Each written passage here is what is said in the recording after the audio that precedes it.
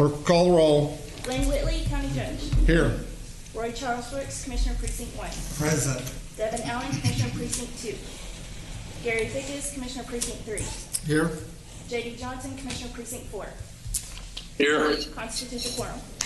Thank you. Our invocation today will be delivered by John Luft of the St. Anne Independent Catholic Church in Fort Worth. Sir, thank you very much for coming down today. After the invocation, please remain standing for our pledges. With gratitude, thank you to Commissioner Wheatley, Judge Wheatley, all the commissioners, the county staff, and those present. Let us pray. God our Father, you guide everything in wisdom and love. Accept the prayers we offer for our county. In your goodness, watch over those in authority so that people across our community may enjoy freedom, security, and peace. We pray for this court, who are tasked with the well-being of the county, that they may be continually reminded of their own vocation of service to your people. We pray for those in need in Tarrant County, the sick, vulnerable, hungry, unhappy, and lonely, that they may benefit from our willingness to offer comfort and safety.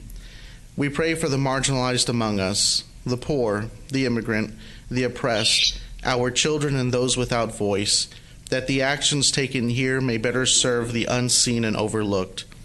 Instill in our hearts a spirit of charity and compassion. Help us to be open to ways that can make a difference in our community by being generous with our abilities and treasure. We ask this through Christ our Lord. Amen. Amen.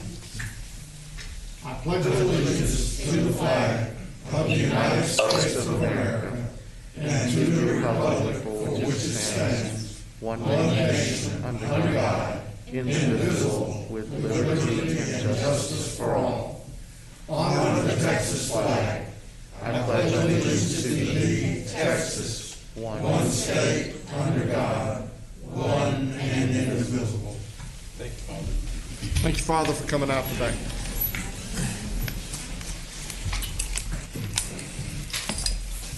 Your Honor, though we don't have any resolutions for adoption today, I would like to present one just so you'll know. Okay. Mr. Manius. Okay, thank you, Your Honor. Members of the court, as it relates to today's agenda, we have two agenda-related items. To begin with, the first is under Human Resources. This is item 8G3. We're going to go ahead and we have a revised court communication in your folders this morning and on the electronic version. Also under Purchasing, item 8J4. This is RFP 2020-160. We're going to ask that we hold that for a week, and we'll have that back on the agenda next week. Also, as it relates to the flow of information and agenda this morning, once again, we will ask Mr. Tanasia to come forward at the beginning of the court. This is a briefing item, but he will give his presentation on health-related issues. That includes the West Nile virus issue and also the COVID-19 that we're looking at. Tomorrow, PEBC, there is a 2 o'clock meeting. It's a virtual meeting, and it is up on the websites. And then finally, Your Honor and members of the court, you might notice something just a little bit different on the agenda today because there is a possibility that we may not have at least a quorum present in the courtroom in some cases. Our agenda allows for people to call in if they'd like to speak to the court. It's a requirement that the district attorney's office has pointed out to us. Also, if someone is wanting to speak, the judge will be able to call them. They will need to notify the court by 5 o'clock the previous day. And then also, if you wish to address the court in person, I think we're going to be somewhat flexible today since this is the first time. You will need to register to address the court no later than 10:15 on the morning of the court meeting. So just wanted to point that out, not so much for your information, but for the public's information, so that there are different channels in which to communicate with the Commissioner's Court.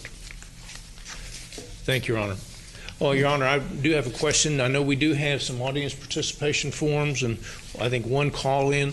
Do we want to do Dr. Tenaja's presentation first, and then that'll put us into the administrator section, and normally those items relate to things in the administrator section, so we'll take audience participation after Dr. Tenaja's presentation. I think that's fine. Okay, thank you, Your Honor. We do have a couple that are not pertaining to that, but we'll go ahead and do that at that time. Very good. Awesome. One other item, we do have 2 public hearings this morning, and Ms. Ward is going to be presenting those. Okay, thank you. Court members, you have before you the minutes of our regular meeting of August the 11th and our special call to budget meeting of August the 10th. Move approval. Second. Second. We have a motion and a second. Please vote. Okay, Commissioner Fickus, you need to hit your button, and Commissioner Johnson. Yes. Motion passes unanimous. Roy, Commissioner Brooks. Yes, Your Honor. The mayors of Fort Worth and Dallas have both issued resolutions concerning a day of prayer. And I'd like this court to do the same. I'll have it for ratification next week. But the day of prayer is tomorrow. So I'd like to read this resolution into the record, and we will present it for ratification next week. Whereas the United States of America and the world have been seeking to eradicate the COVID-19 virus and recover from the effects it has had on our lives, families, churches, businesses, government, schools, sports, medicine, and research, and our well-being physically, socially, and financially. And whereas some of the brightest minds in our nation and the world have sought the solutions we need and the healing and restoration from the effects. And whereas days of prayer have been a source of insight, revelation, comfort, answers, strength in our nation since its founding, and brought us success in times of turmoil, confusion, and insurmountable odds. And whereas Mark 10th chapter, 27th verse encourages us, quote, Jesus looked at them and said, with man it is impossible, but not with God. For all things are possible with God, end quote.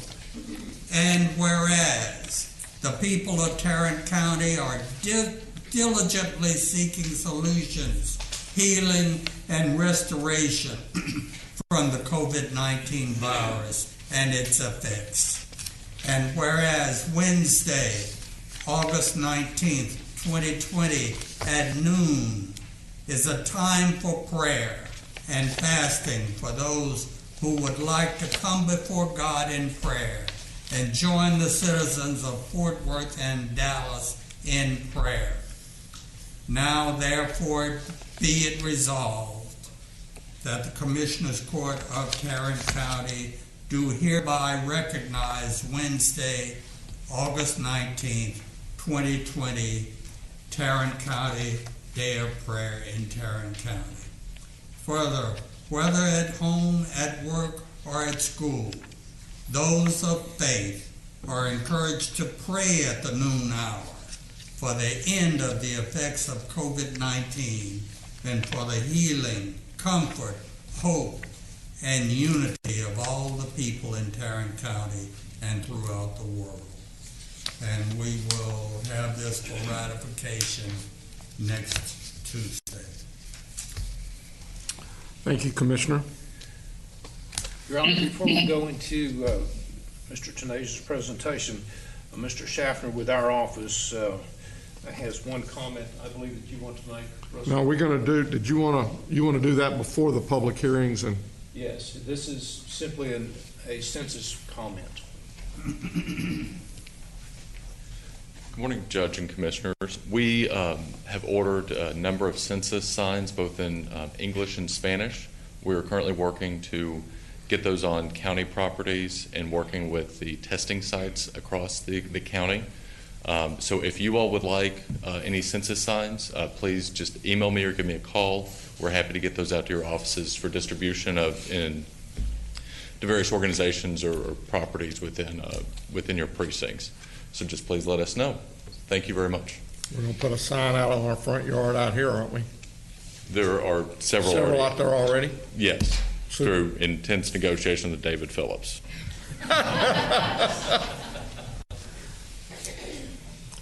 If you'll, well, I won't say throw one in the back of the truck, but just bring me one and I'll put it out in my yard and see how long it takes to get counted. Court members, you have before you the consent agenda. Move approval of the consent agenda. Second. We have a motion and a second to approve the consent agenda. Any discussion? Please vote. Commissioner Johnson? Yes. Motion passes unanimously. We do have 2 public hearings this morning. Ms. Ward?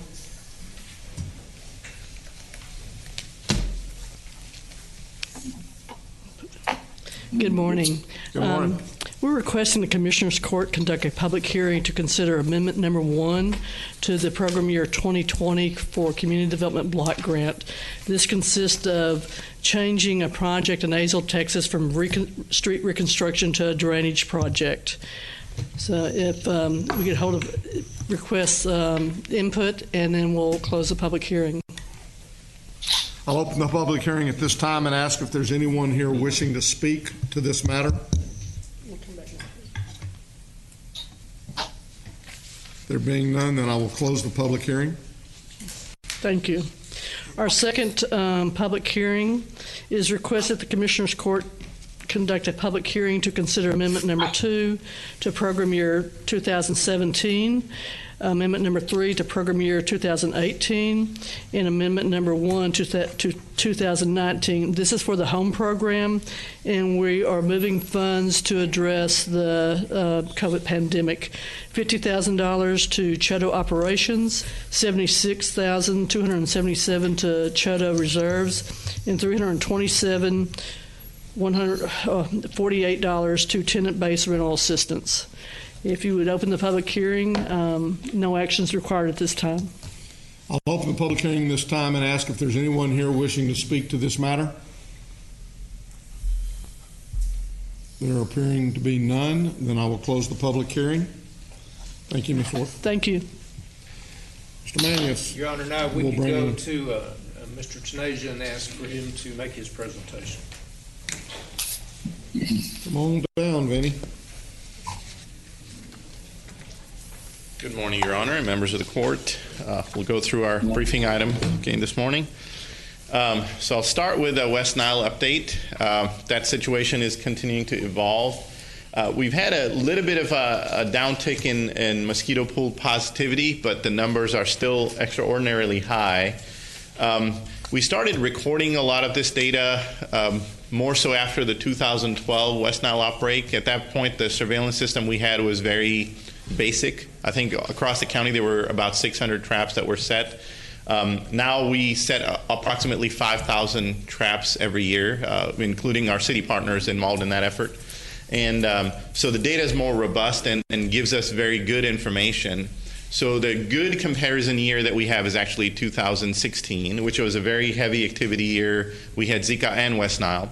So compared to 2016, the numbers are looking very, very high on a positivity rate. Across the county, we had a high of about 40% positivity rate for mosquito pools that are being tested. I think we've come back down to about 35% or so. Vector index is still looking high, which is the right chart. And then on the bottom 2 charts, that is northeast quadrant of the county and southeast quadrant of the county. Northeast is where most of our issues are concentrated. We hit a high of almost 59%, and we're down to about 50% positivity rate on the mosquito pools being tested in Northeast. Southeast corner, we've had a few issues there, but about 40% of the pools are testing positive. These numbers are obviously very, very high, and we're very concerned that West Nile activity is going to pick up.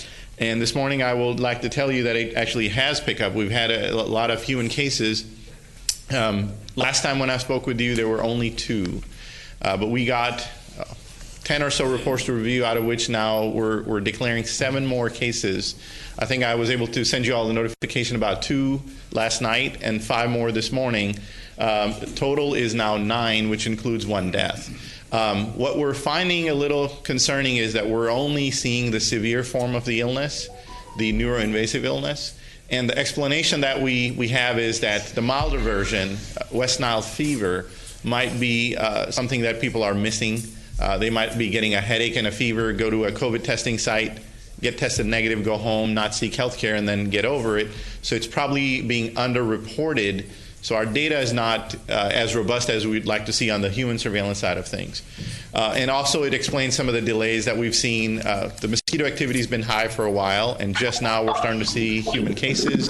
It's because people are seeking other health care first and not seeking health care for West Nile. So we want to encourage people. 2 different diseases can have confusingly similar symptoms, but make sure if you test negative for COVID and you still have symptoms consistent with West Nile, certainly seek health care. Don't wait around, because outcomes can be poor if we don't get proper health care. What are we able to do as a response plan? We've been talking about it, that we have an education effort ongoing. We've alarmed the public, or warned the public that there's a West Nile outbreak that's impending. There's a lot of mosquito activity, and there is a increased frequency of the spraying effort by our vendors and by our city partners. So what they've done is they've increased the spray zone to a 1-mile radius around the mosquito traps and increased the frequency to 3 nights in a row. What that helps with is if you don't get all the mosquitoes, because the spray only has a limited reach, it doesn't always get behind the buildings, into the backyards, into tree canopies and things like that. 3 nights gives it a better shot in catching mosquitoes that are in flight. So that's the logic behind it. So, and we've asked the public to engage in hose-based spraying chemicals that are, for mosquitoes and other bugs in your backyard. And the idea is that they take the fight to their backyard, get under the tree canopy, spray that, because that's where a lot of the mosquitoes rest. Get on shrubbery, anything that's not flowering or doesn't produce fruit. We want to avoid plants that may attract bees.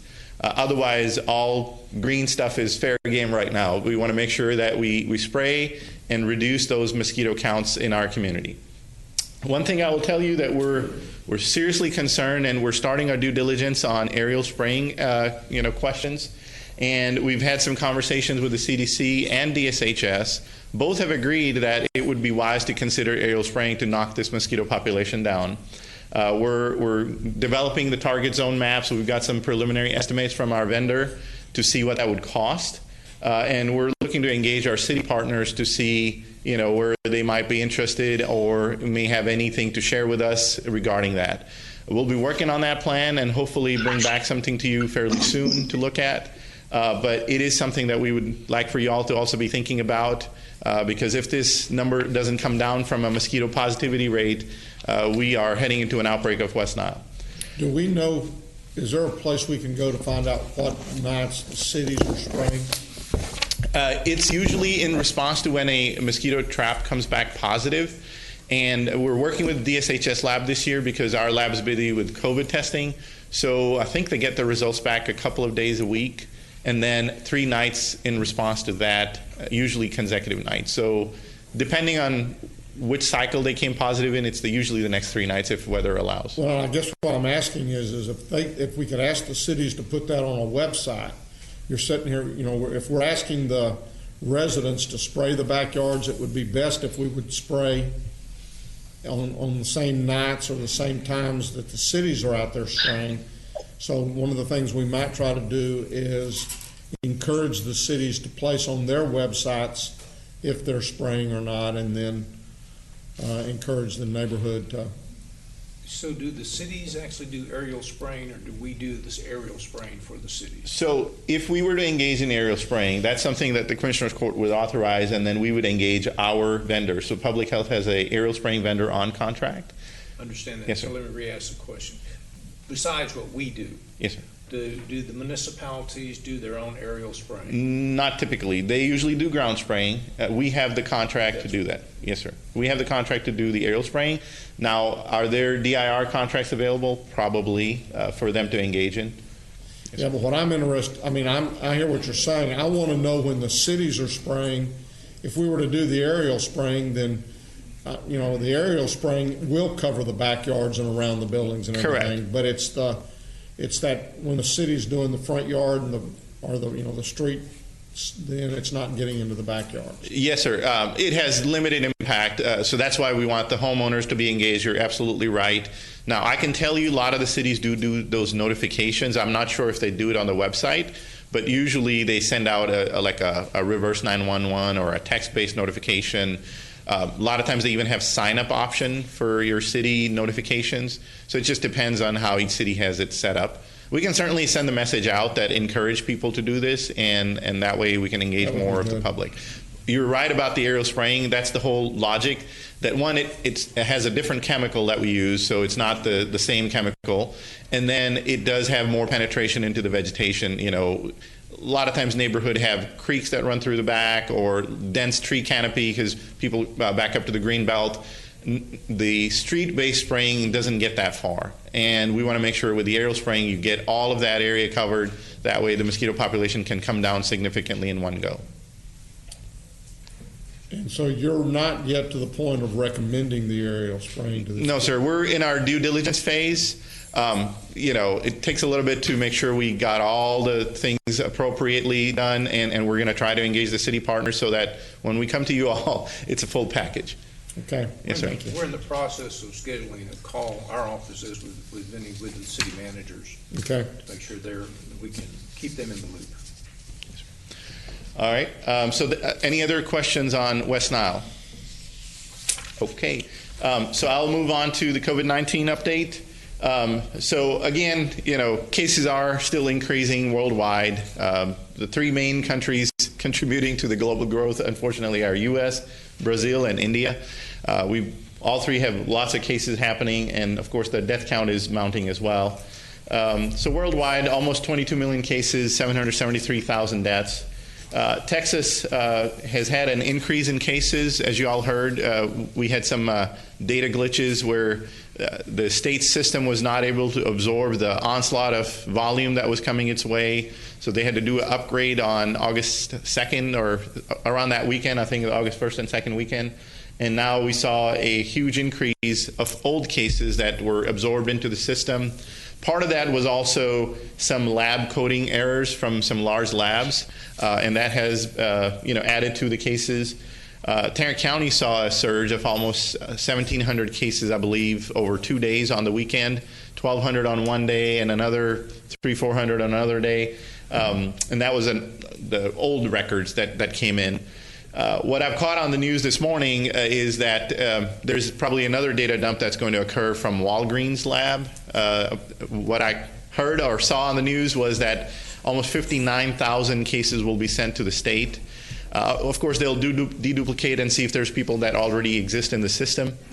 So we'll wait to see what our share comes out to be.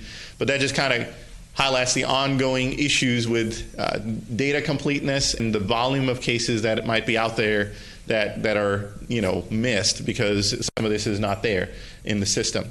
So just wanted to highlight that. So in effect, what you're saying is, and as I read an article yesterday that basically said that in the beginning, the state could only enter up to 48,000 cases per day. And so when it got over that, they just started dumping that into this unnamed count, or basically it was line 258. There's 254 counties, so yes, it gives you a little bit of a hint of where they may be. But they just dumped all these in, and then if they had a day that was below 48,000, which Texas probably hadn't had in a while, as far as the number of tests run, then it came down, or they were able to bring some of that number off that line. But then, and they've now brought it up to 100,000, and that's what caused one of these things. But they're still hitting the 100,000, so they're still using this line of, okay, our system will only allow us to enter 100,000 cases, or 100,000, whatever they're calling it, per day. So we're going to get dumped on again. And what you're Yes, saying sir. is Walgreens Walgreens Pharmacy, yes, sir. is fixing to dump 59,000 cases on the state. That's what I read in the news. So again, this is Well, if you read it in the media news, then reporting. it's gotta be true. Yes, sir. No official communication from DSHS in this regard. So I want to be clear on that. But certainly a cause for concern, because 59,000, as you can see, is almost 10 to 11% of the total volume of cases for Texas. So there's stuff out there that we don't know. And I know decisions are made based on what we see. So I just wanted to make sure that people need to be patient and understanding when public health is very reserved and guarded about, oh yes, let's everybody go do something. We are worried that what we don't know might come back and bite us. And that's a prime example of things that have gone on and we had no idea that this was an issue. And when they dump this 59, does the state calculate the positivity, including that 59, or do they move all of the ones that are probably long cured and moved forward?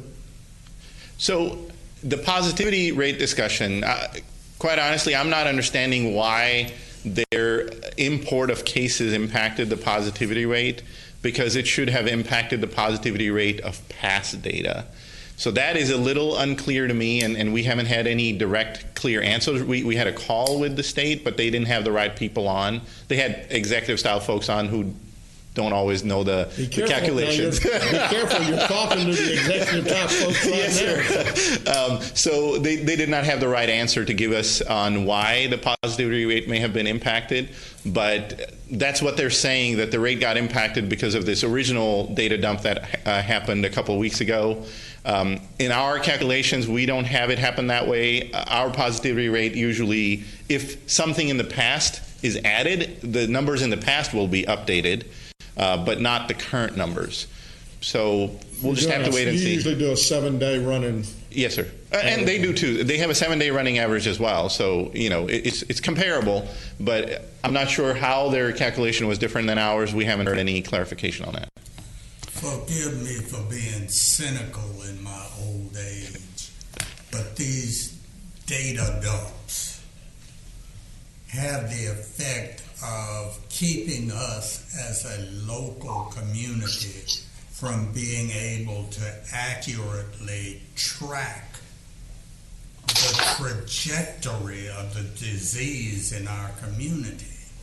We're going along tracking and graphing and keeping track, and then all of a sudden we get a data dump that just blows everything out of the water, and we are unable to get an accurate fix on where we are in terms of the disease in our community. The state needs to get its act together and act like a responsible collector of data and report it in a timely fashion so we don't have these blow-ups that keep us from being able to do our job of tracking the disease in our community. I know that's well above your pay grade. Well, all I can say is I share your concern. Absolutely. I'll borrow your soapbox in a minute. Okay. So for Tarrant County, we have over 38,000 cases, 462 deaths reported. So that's 3 new deaths to report this morning, and 30,000 recovered. So in all fairness, the recoveries have been jumping too, because some of the old data that comes in, people are already recovered. So it's taking us about a day to make sure that that's still accurately being done, that no death has been reported. There's unfortunately no time to go interview for recovery 1,500, 1,700 people. So we're auto-recovering them if a certain time frame, in our system it's 28 days. If that time has passed and no death has been recorded for that person, we're auto-recovering them. So I just wanted you to be aware that not a lot of counties are actually counting recoveries. We're making that effort, and we're doing the best we can. So I just wanted you to be aware. Well, and if you look, I mean, we've done that all along. Yes, sir. And that means that right now we've got about and I understand that we're kind of in the ballpark, but we've got about 7,300 active cases. So a couple of weeks ago we were sitting in the 12,000, yes, 13,000 range. So that is coming down. And the thing that I guess, though, that I really want to emphasize is don't let up. Wear the mask, keep wearing the mask, keep social distancing, keep washing the hands, because if we relax, we're going to, school's starting. That's right. We're going to blow these numbers up again. So it's very, very, very important that we stay the course on the masks, stay the course, because we do not want to have to shut businesses down. We want to be able to get the kids back to in-class school. And the way to do that is to keep wearing the mask, keep the social distancing, and yes, it's inconvenient, keep doing it. Absolutely. And just one side note, so if you have not heard of the news, University of North Carolina, Chapel Hill had to close down all in-person classes and go to online learning after 1 week of opening on-campus learning. They've had 4 different clusters of 130 cases that happened on campus and off campus because students are students. They decided to party as they came to school. Yes. So, that's reality. And that's how life kind of gets you sometimes. And now there's a lot of discussion. Are they going to get refunds for housing? Some of them are off campus. How are they going to be able to go home? And so there's a lot to consider. This is not an easy task. And I keep repeating it. We're here. And it's not easy, so people need to be just patient and let the scientists sort of help guide your decisions, because when we do things in a hurry, sometimes we have to backtrack, and that's not always easy to backtrack either. Now they're in a little bit of a bind how to make this work. So moving on to a question that was asked last time. Sometimes there's comments made at this podium, and they're very valid questions, but I wanted to sort of address one of those. There was a question made about herd immunity and why not let COVID run rampant and everybody get herd immunity and go from there. Well, so we've looked at the data from U.S. There's about 5 million some cases, and I forget how many deaths, but it's on my next slide. And I looked at the case fatality rate. It's about 3.14% based on how many cases that have occurred and how many deaths have been reported. So generally, what we say is that herd immunity starts to have effect when 70% of the people are immune or have had the illness and presumed immune. And it's good when it's above 90%. So if you let COVID run rampant in the United States, to achieve herd immunity, you would need to have 229 million to 295 million cases in the United States, first of all. That's a preposterous number. That's just math. We're not hoping that we get there. And that would account, or in reality, if you only had a 3.14% case fatality rate, you're looking at 7.2 million to 9.3 million deaths. For that scenario to be even tried, that we achieve herd immunity by natural means, let COVID run rampant. And then comes the scenario that we have no guarantees that actually it gives us immunity that's long-lasting. There are studies out there that vaccines are being studied, and they're talking about maybe there's a 3-month immunity. Still a lot to learn about the new virus. So some of those ideas that are floated around and sometimes are repeated are very, very dangerous. We can't have such a large-scale public experiment with just letting a disease run rampant. So the other alternative is we just buy time with the social distancing measures, and we've had lockdowns, we've done masking, we've done 6-foot distancing measures, and wait to see if the science can produce a vaccine or a pill or some other cure that may help us get into a situation like we do with the flu. We have Tamiflu, we have vaccine available. We still have flu every year because not everybody participates in taking the vaccine. similarly, if we can get some solutions out for COVID, it will get us back to somewhat of a normal situation and then just continue on for there. To eradicate an illness, typically we've had to make a vaccine available and mandated for, we've done that. I mean, measles, smallpox, you name it, a lot of diseases have been eradicated. Some have come back when people don't take vaccines.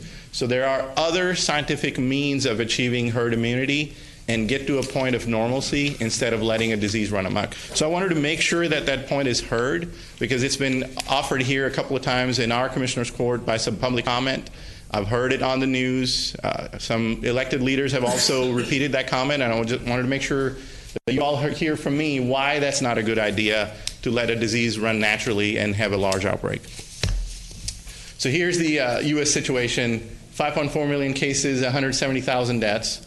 I wanted to point something out on the maps below. So California was trending down just like we are in many other states, and suddenly they've started to spike back up. Now, they've had their own data reporting challenges, so I'm just kind of chalking that out to the data reporting issue, but it's a significant surge up. The concern I have is if you look at the Texas map, and it's kind of, or the graph, and it's hard to sort of see, but there's a hook at the end turning up. And I'm a little concerned and guarded about Texas, because look at other states. Florida, Arizona, South Carolina, all of these have had, Louisiana have had significant sharp declines in cases, and that's where we would like to go as a state of Texas. So I'm just a little worried that we've got that hook turning up and what the future holds. So we need to band together as Texans and do the right thing, wear the mask, stay home when we can, and maintain a 6-foot social distance. Here's the positivity rate chart. So I can't fully explain why we went up to 24% because the state is not giving us a clear explanation. Their answer is that it was because of the data dump. Now it's back down to about 12% positivity, so that's good news. Tarrant County is hanging around at 10% for the last 3 or 4 days, so we're in line with Texas. Hospital trends are trending down. We're about halfway down from where we were at the peak. We had about 750 people in the hospitals. I think we're, on this chart, I think we're at like 380 or so. So that's great news, and it's a very valid trend downwards for the last several weeks, so we're happy about that. On the occupancy rate, we're hanging around at 8% of all occupied beds, all available beds, and then the occupied beds, which are where there's our patient in the hospital, 11% are occupied by COVID. So I would like to start to see that number come below 10%. That's where we start to make some real progress and really knock this down. Case trend is trending down. We're looking at last 4 weeks of data because the recent 2 weeks, as you know, the data is not complete and there's a lot of reporting that needs to occur. But we're still hovering above 2,000, and that's a red zone criteria that White House put out, that if you have 100 per 100,000 population cases occurring, then you're in the red zone. And then the positivity rate, if it's above 10%, then you're in the red zone. And their two are independent of each other. Even if one is met, then you're in the red zone as a community. And in our case, both are being met. Our positivity rate is still at 10%, so we're just on the cusp of coming out of that. And then we've had more than 2,000 cases reported for several weeks. I have a report date chart that will show you that on average we're reporting 4,000 cases a week, but that gets whiplash because of all these data dumps, so this is a better chart to look at. All I ask is discount the most recent 2 weeks because the bars are going to increase. The other ones are probably going to increase too with the data dumps coming our way, but usually, they're better to look at. We have more accuracy there. And then COVID-like illness is obviously trending down very well. We're starting to see levels that we saw in the beginning of when we were at lockdown, at stay-at-home orders. So we're very happy about that, and so the trend is continuing down. And again, how do you continue to bend this curve? The one magic trick I can tell you is wear a mask all the time. The CDC has upped their recommendation to say wear it indoors and outdoors at all times to avoid exposing other individuals as much as you can. Stay home as much as possible. Stay 6 feet away from others. Avoid large gatherings, and then follow public health guidance. And those are just the key messages, and I'd be happy to answer any questions. Any questions for Vinnie? Thank you. Let the fun begin. Do you want to do the telephone? We have one telephone call. Would you like to do that first? Yes.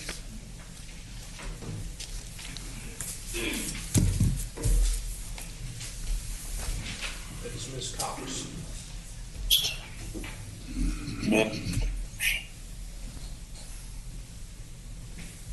I wonder if it's going to be long distance.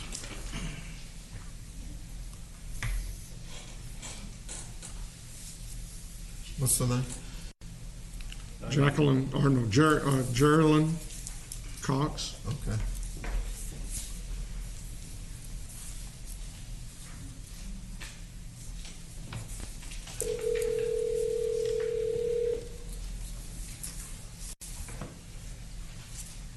Hello. Ms. Cox, this is Judge Whitley, and we are at the point in our agenda where we're taking audience participation, and I understand that you wish to address the court. Please give us your name, and then you'll have 3 minutes to make any comments that you would like to make.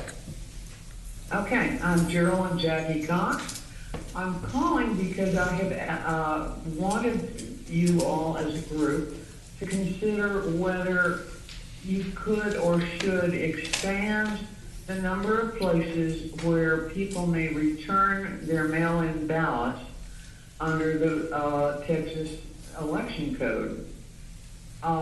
Specifically, the election code says that voters can hand deliver a marked ballot in person to the early voting clerk's office only while the polls are open on election day. That's very restrictive.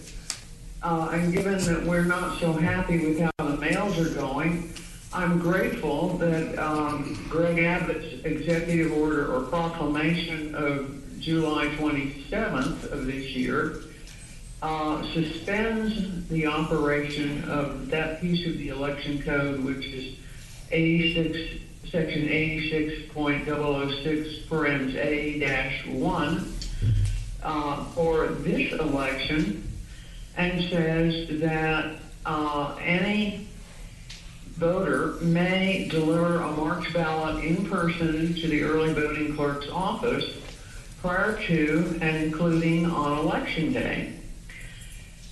Now, under that language, if we are limited to the election office out on Prosper, Premier, it's on Premier. It's on Premier.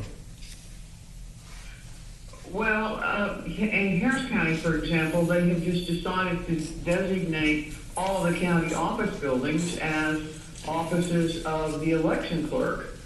What you have to have then, if I wanted to deliver my ballot to my sub-courthouse over on Granbury Road, then there'd have to be somebody there who could keep up with the chart mandated by the Secretary of State to check off. They'd have to put in my name and show that I had in fact presented my valid voter ID, my driver's license or whatever. And then they could take my ballot someplace where I didn't have to do an hour round trip drive. For people who live in Hearst or for people who live in Arlington, the one election clerk's office that we have is not going to be very convenient for them either. I mean, Tarrant County is spread out. So I'm asking that you consider talking to the people in the elections division and maybe your own attorneys to discuss whether a model that would permit designation of additional little spots owned by the county as places where somebody from the elections division could take our ballots and verify our voter IDs. Okay, Ms. Cox. I think that could be a help. Ms. Cox, your 3 minutes are up, and we'll take your comments under consideration, and we'll have a discussion with our election clerk. So thank you very much for your comments. That. You bet. Have a good day. You too. Thank you, sir. Bye-bye. Goodbye. That is something we'll go ahead and We'll look at get that. with Hyder in the district attorney's office give us some guidance. Your Honor, you do have one audience participation form where the gentleman did not want to speak to the court but gave you some comments to read into the record. This is Mr. Miller. Yes, Bruce Miller, would you please read that into the record? Sure. Well, but we're I'll read this into the record. This is from Bruce Miller, 3932 Wayburn Drive in Fort Worth, Texas. Dear Judge Whitley, members of the court, the President and his administration have created a travesty of our postal service. The delivery of our mail is no longer assured or secure. As an example, although they were mailed on time, the checks for the IRS on 2 trust accounts for my children were missing and were not delivered to the IRS. Considering the chaotic state of our postal system, we cannot be assured that our mail-in ballots will be received in time to be counted. Effectively denying Americans the right to vote is not acceptable. I'm 78 years old and my wife is 82. Asking us to vote in person while the coronavirus rages around us is dangerous and unreasonable. Please provide drop boxes at suitable collection points where our mail-in ballots can be securely deposited before Election Day. One viable approach would be to distribute the boxes at the locations for early voting so the most vulnerable among us can vote with the minimum of risk. Thank you for your consideration, Bruce Miller.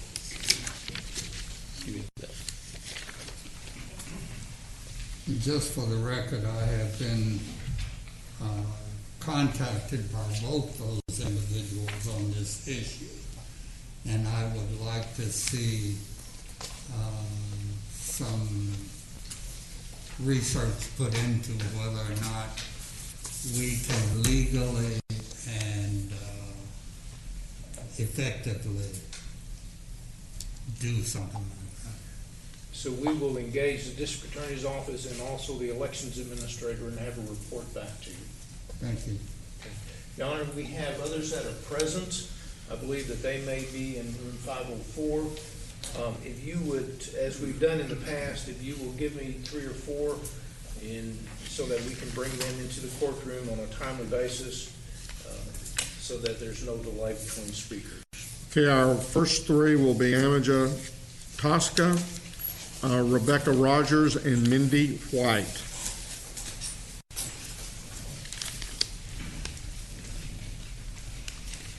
Hello and good morning. My name is Amadia Tosca. I did a little research and learned the similarities of COVID and tuberculosis. Numbers show that about 9.2 million new cases of TB hit the streets worldwide in 2006. That's 139 cases per 100,000 people. Were we forced to wear masks? TB is a respiratory disease, just like claims of COVID. TB can spread through the air when a person with active disease in their lungs, airway, coughs, sneezes, or talks, similar to COVID claims. In Europe, back in the days when TB spread much more widely, in my opinion, people were becoming more wild in their dating lives, hence spreading it more rapidly. The disease became widespread and made its way to the U.S. later on. The numbers of TB cases in 1953 were over 84,000. In 1963, over 54,000. In 2018, over 9,000. Maybe, just maybe, COVID is tuberculosis. While we are shutting down churches and businesses, we are allowing the government to keep dating sites active. A majority of the times with dating sites, men and women, especially men, use the sites for meetups/hookups with multiple partners, leaving the world susceptible to catch tuberculosis, COVID, or other diseases that much more faster. If you as the government really care about our health, you would make every single dating site illegal pronto. FYI, I have constantly been bullied by the government with no justice in sight, and the president has ignored me as well. And now I gotta still deal with getting bullied by the government due to these masks. That makes no sense. Thank you for giving me the chance to speak. Thank you. Rebecca Rogers.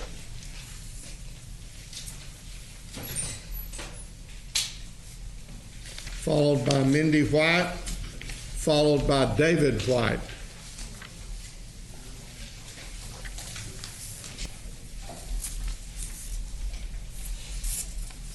She don't look like Rebecca Rogers. I don't think so. I didn't either.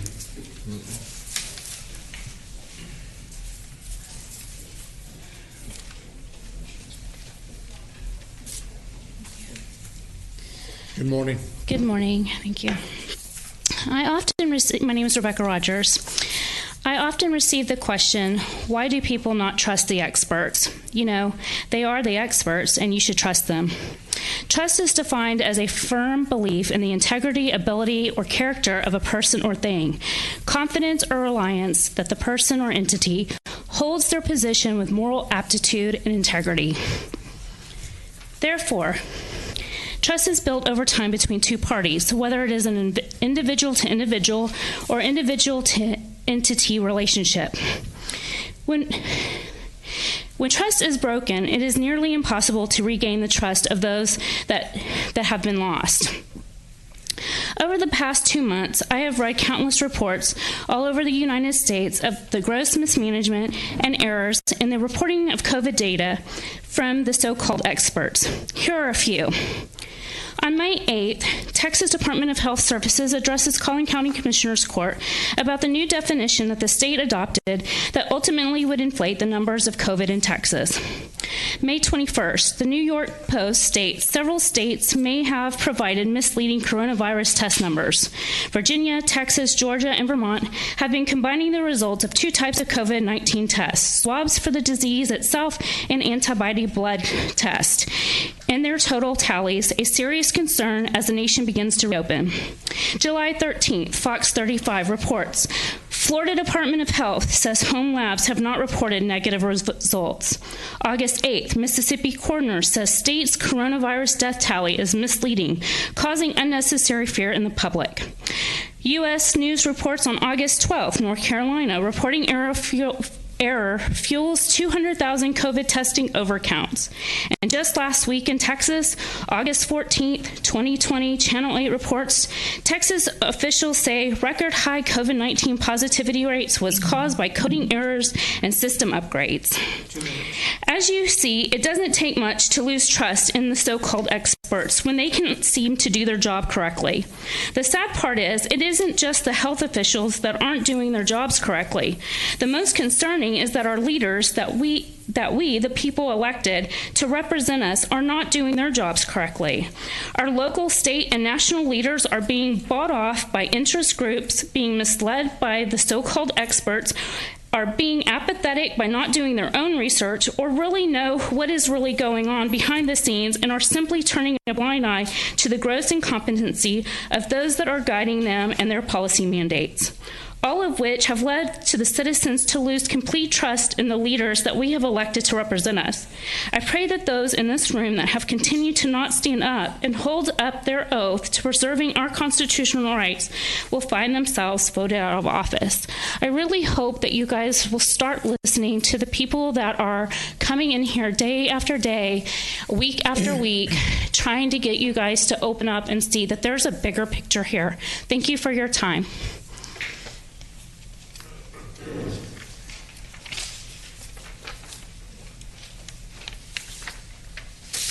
Next is Mindy White.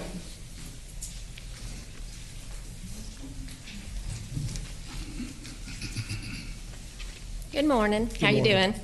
Fine. So, I've read a couple of your statements regarding the mask mandate, and I believe your concern and your desire to keep Tarrant County residents safe and businesses open was and is genuine. However, I also believe that in light of all the science that has come out concerning the coronavirus, the massive miscalculations, misrepresentations, and misinformation in counting cases, deaths, and treatments, and has done, a great deal of damage has been inflicted upon the people of this city, county, and state by elected officials. In your misguided endeavors to flatten the curve or prevent a spike, you neglected sound judgment.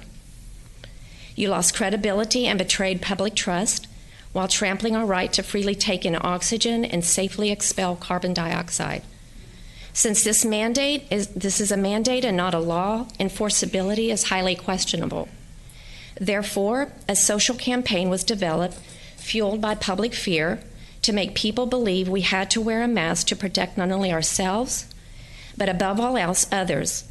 This is not supported by science, and it's a gesture of goodwill for our fellow man, simply, which out of fear has led many people to believe that those who choose not to wear a mask are somehow going to kill everyone else. This is irrational thinking, born out of fear, and this is propaganda. Propaganda is information, especially of a biased or misleading nature, used to promote or publicize a particular political cause or point of view. The public has been manipulated by fear. This is unconscionable, and I hope when we have moved past this, and I ask you, what will you do to restore the public trust that has been grievously damaged? 2 minutes. So do I get an answer to that question? It's not really a rhetorical one for me, but what will you do to restore the public trust in our elected officials? Because our rights have been violated. This is not constitutional. You're stating your opinion, and you're certainly entitled to do that. We feel like what we're doing is correct, and we will continue to do that. But what will you do to restore the public trust that's been violated? We need to do the restoration because we feel like it's already there. Thank you very much for your comments today. Thank you.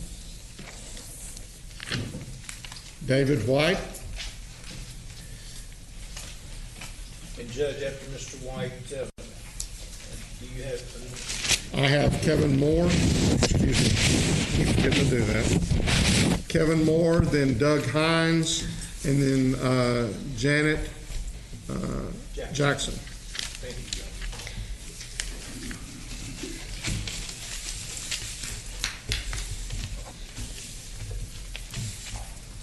Mr. White? When I spoke to you last Tuesday, and I just wanted to just reiterate very quickly just a couple of things that I went over last Tuesday, is that in regards to masks and as the transmission of the disease, we've been told several things about the transmission of the disease, and the science has changed apparently, because is it from touching surfaces and then touching your mouth, because they tell us to wash our hands, and that's one of the interventions that you can do in that regard. Masks stop large droplets. And by definition, droplets are particles that come out that gravity affects, that gravity pulls down to the ground. They may remain airborne for just a matter of seconds, but eventually gravitational forces will pull the droplets to the ground. Aerosols come out when we breathe as well, and they do not respond to gravity. Buoyant factors in the atmosphere keep them airborne. And so transmission of this disease, primarily by airborne factors, are caused by aerosol emissions, which masks do not stop. They're effective, granted, against water droplet stoppage, but they don't affect the aerosols. And so we're subjecting ourselves to something that we know limits CO2. It has some detrimental effects, and there's protocols that go with masks that if you don't follow the protocols, you render the mask essentially ineffective. It's used in healthcare. People in healthcare wear masks, but there's a protocol that goes with that. They dispose of the mask. They take their gloves off. They don't wear these things from room to room to room and touch. But that's going on when people wear these masks, and that's going on, and it's rendering them essentially ineffective. And so I guess, my point is just that this is not, if you follow the science, if you dig enough to follow the real science, this is not what's going to be having a positive effect on limiting transmission. And that's it. Thank you very much, sir. Thank you. Kevin Moore, followed by Doug Hines, followed by Janet Jackson, followed by Blanche Yeah, something Markey, or we'll get there in a minute. My name is Kevin Moore. First, I want to thank Mayor Price for proclaiming tomorrow as a day of prayer for the city of Fort Worth and for admitting that human efforts have failed and that we need God's help. Wearing a mask has long been a sign of slavery and used in satanic rituals to signify domination. We are being asked to believe that an eighth of a micron virus can be filtered out by a cloth mask with pores at least 160 times larger. Of course, government-funded scientists will say because the virus attaches to droplets generated from breathing, talking, coughing, and even singing, they are magically stopped in their tracks. If you believe that, then I have some 5-micron sediment filters to sell you that should theoretically remove the uranium, lead, and E. coli from your water in your house. The media tries to shame us by chanting, "It's not for you, it's for others." Shouldn't your piece of cloth work just as well as mine? If you want to protect yourself, then wear one. If you think 2 layers will help, you're welcome to wear mine. We're already seeing the narrative shift to telling us it's patriotic to take the vaccine and we should shame others if they don't. Again, does your vaccine only work if I take mine? Even Bill Gates has said that the flu vaccine is not effective among old people where most COVID deaths occur, and that this new vaccine could cause approximately 700,000 side effects. Not that I believe a word he says anyways. He was never good at stopping viruses at Microsoft, so why should I trust him now? I brought with me some charts today. This compares the United States to the 6 countries that do not require masks. You can see the red. This is cases per million. This is deaths per million. Secondly, when you compare the state of Texas to other states, South Dakota and Iowa, where they're not required, you can see cases per million and deaths per million. Finally, this is from Kansas. Top line is the masks, rolling deaths per day, 7-day average. The bottom is no masks. You can see from all this data that wearing masks is ineffective and irrelevant. Even the WHO's website states the wide use of masks by healthy people in the community setting is not supported by current evidence and carries uncertainties and critical risks. Cloth masks aren't effective, just like the lockdown wasn't, just like social distancing isn't. And of course, if you have termites and you burn down your house, you'll probably get rid of the termites, but at what cost? It's obvious our government has no clue what it's talking about, and if I was in charge, I'd fire every one of them. The news keeps getting tighter and tighter, and occasionally they give people false hope with continuously moving targets.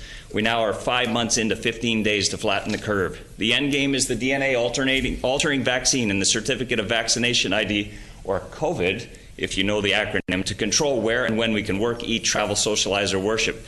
Government caused the problem, waited for the reaction, and now it offers us the solution to the problem it just created.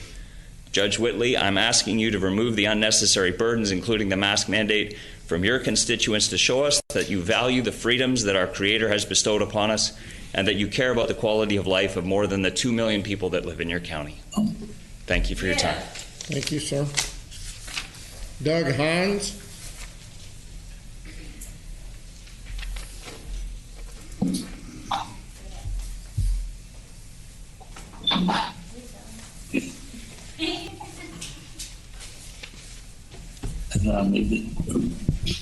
Doug Hines, Keller. It's my 3rd time up here. Thank you for having us, allowing the public comments. Appreciate that. I wanted to address one thing up front. You know, you kind of know our views on this thing already. As for my other comments, I don't want to reiterate all that stuff. I'm still here to talk about the cost-benefit analysis. I still don't think that's being adequate waste. I hear you, Judge Whitley, that you're stuck and you're going to go with this no matter what. But we're going to keep coming here and trying to help you decide a better way to go. With respect to the public director of health's comments today about the U.S. numbers, he mentioned 5.4 million, and then I guess he said 170,000 deaths out of that. I'm wondering about that. That's a 3% mortality rate. I get that if I do the numbers. When you look at that, I wonder how true that is. But it is what it is. Say those are the numbers. When you compare that to what we have here in Tarrant County, which is this commissioner's bailiwick, which is this commissioner's responsibility, which is this commissioner's place to do the right thing, we have a mortality rate based on roughly 2 million people and 462 deaths of 0.025 or less percent mortality rate. We're talking about 462 people. Every death is horrible. Every death is bad. Again, it's the cost benefit. Cost benefit. I want to keep harping on that. So again, I'm here to advocate for elimination of the executive order dated July 31st. I'd also like this court to rescind the declaration of local disaster that's been entered. I do not think the predicates are out there to support that. When you look at, again, looking at the numbers that this court has to consider, again, for Tarrant County, which is where we are, You look at the deaths by age group, for example. You guys, the data here, the Public Health Commission director has categorized it in 5 different categories. But in the first category of deaths, 0 to 14, under 15, there's been how many deaths? 0 in Tarrant County, none, 0. In the category 15 to 24 in Tarrant County, of the 462 deaths, 2 minutes. 0. All the other deaths are above that number. The college age and below of typical, all the grade school and elementary, and most of the college kids are 24 and less. So obviously all the elementary and grade school and high school are. That bodes, that just, to me, just cries out for, let's get this thing going. Let's get these schools open. I'm sure they have some carriers in there. There's no data that supports, that we know of, that supports, there's that they're germ spreaders somehow. So we've got to open the schools. You guys, under your local disaster, that's your magic bullet. That's your power you have. Your power here as a commission, you have that local disaster. If you do not rescind the local health disaster, then I urge this court to issue an order that orders the ISD districts in Texas to open their schools and get this thing going. And again, when you look at what we really have here is a pandemic of 65 and above. 10% of the cases are 65 and above, and they represent 69% of the deaths. Treat that. Thank you very much for your comments, sir. The school, we believe very much in local control. The school districts will make the decisions as to when they open. Janet Jackson.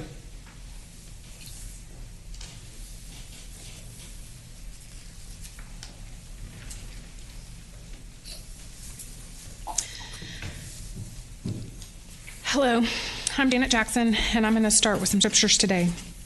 Therefore, I urge you, my brethren, by the mercies of God, to present your bodies as a living sacrifice, holy, acceptable to God, which is your spiritual worship.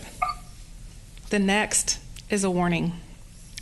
Do not be conformed to this world, which, as I look around this room, a lot of people are conformed to this world.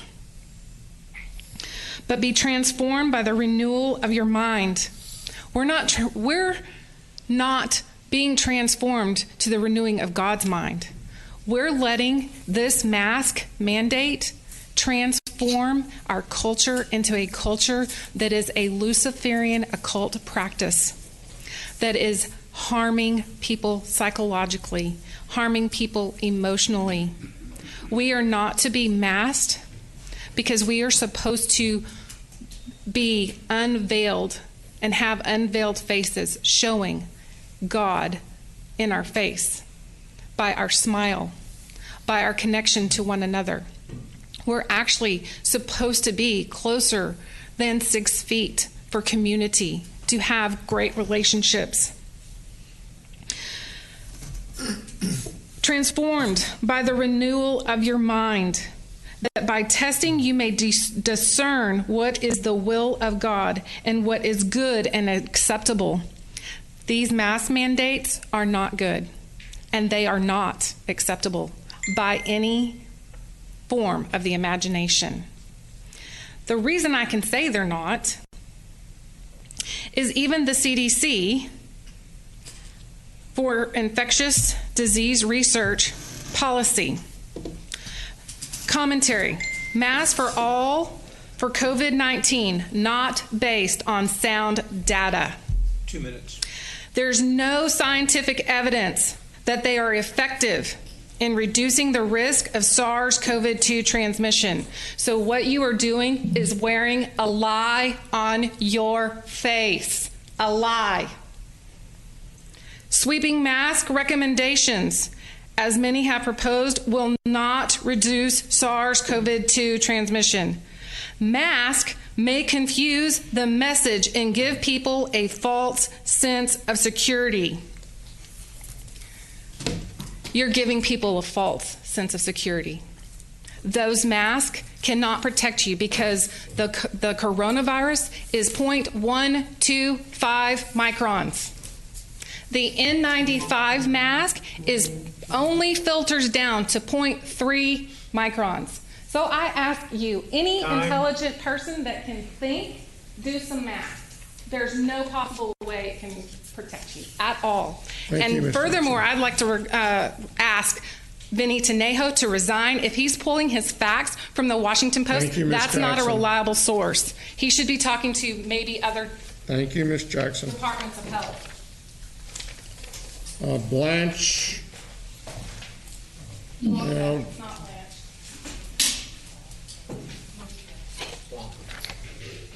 Donna, we have two others besides that. Andy Gonzalez and Sherrod Perry. Hello. Good morning. Thank you for giving us your time, and I hope that you just don't give us your time, but that you give us your heart, that you really listen to the words that we're saying, because we're coming here against great opposition, even from family members. I'm telling you that there is so much at risk here. Now they're trying to do a second wave.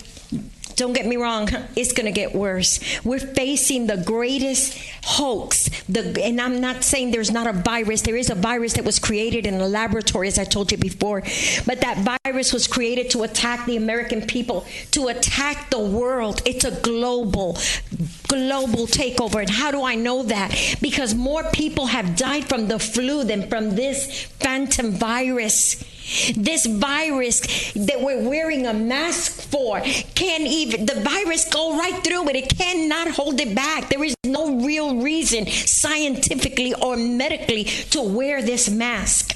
There are so many truths that are being hidden and kept from us that we need to start questioning everything and asking God for the strength, for the wisdom. You're in a position, some of you are in a position that we've placed you here as the people, as we the people placed you to represent us, to fight for our freedoms, the freedoms that our forefathers died and bled for, to see it go down the toilet, to give it to the communists, to give it to the globalists, and forgetting everything that was done to give us these freedoms.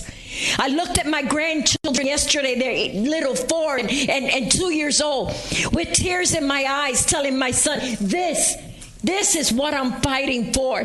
Because if we don't win this battle, if we let them get away with this hoax, with this pandemic, with this scamdemic, they will shut us down. It's not just going to be shutting down the second wave. They're trying to shut us down based on a fear that is not truth.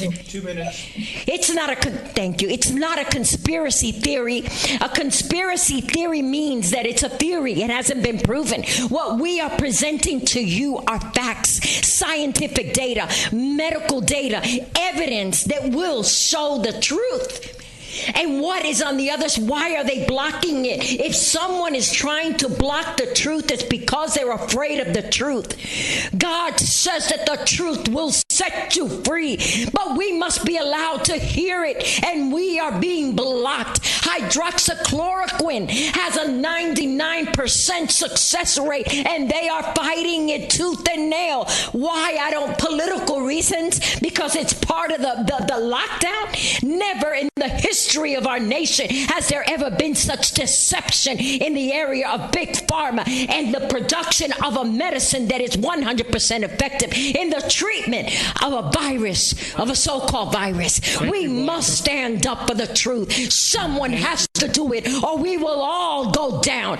We'll be underground. Christians will go underground if we don't stand up for the truth. Thank you, and forgive me for going over.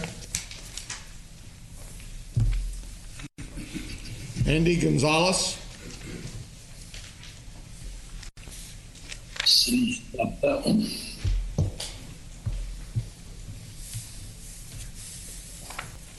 Good morning. Good morning. How are you? Good. Good.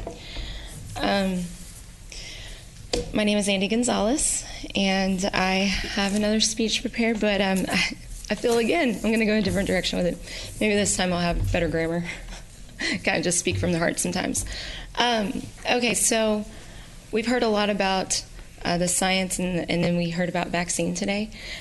So I went to Gavi, which is the Global Alliance vaccine. I'm not sure if you're familiar with it, but it is the Global Alliance. Like, it's over WHO, it's over CDC, it's over UNICEF. Bill and Melinda Gates Foundation. Okay, so they talk about this thing called COVAX, and what they want is a rapid release vaccine. And they say this on their website.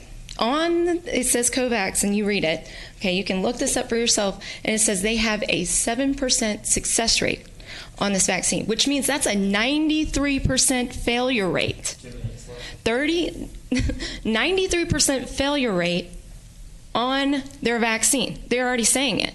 Now, the next thing I want to address is if you were going to buy a car seat for your child or your grandchild, and it had a 93% failure rate, are you going to put your child in that? Of course you're not. It makes sense when you put it that way. But there's a lot of money involved in this, and again, to keep us quiet. So I want to review a couple of things that I've said over the past couple of weeks here. We've got germ theory, which is still a theory. That's what we're all operating on for 160 years now. In 1913, the Rockefellers promoted this into the medical institutions. But then you have terrain theory, which has been practiced for thousands of years. Even Hippocrates himself was able to cure almost every single known disease to man. Now, we could say, oh, there's different toxicities today, but I want to reiterate what happens in the pH balance. What happens if you don't clean your pool? What happens if you don't clean your pool? Oh, this starts to get green, stuff starts to grow, right? But what if you clean your pool? It's not going to be acidic anymore. When you present your body in an alkaline environment, cancer can't live in an alkaline environment. Please look this stuff up. This is science. Again, the Journal of Virology says that viruses and bacteria are found to be symbiotic. That means that viruses can be found on a continuum between mutualism and antagonism, and where they fall depends on their environment. You can see that with a fish tank. Your fish are going to die if you don't ever clean the tank. So germ theory says what? It says vaccinate the fish that's in the dirty tank, whereas terrain theory says clean the tank, clean the body. But see, health, it makes a lot of sense, but it doesn't make a lot of dollars. And that's what we need to be looking at. What are the sources of this? Malnutrition, dehydration. We have toxicity and exposure. Can I continue? There's 3 more. We have physical trauma. That's where we really need medical intervention, is physical trauma. We have psychological trauma. It's called psychoneuroimmunology. Okay, they literally were able to prove that you change your T cell count by the way you think. So that means we have a mind-body experience, okay? And then number 5 is a genetic anomaly. That means it affects less than 1% of this entire population. And so, yes, we need medical intervention for the less than 1% for genetic anomaly. We also need medical prevention for physical trauma. But to keep the population healthy, we need to come back to terrain theory. We need to study what Hippocrates said and what Hotep said. And there's another doctor, Dr. Sabi. Thank you. Okay? Thank you so much. God bless you all. We're going to get to the root of this, and the sources will be found. Sherrod Perry.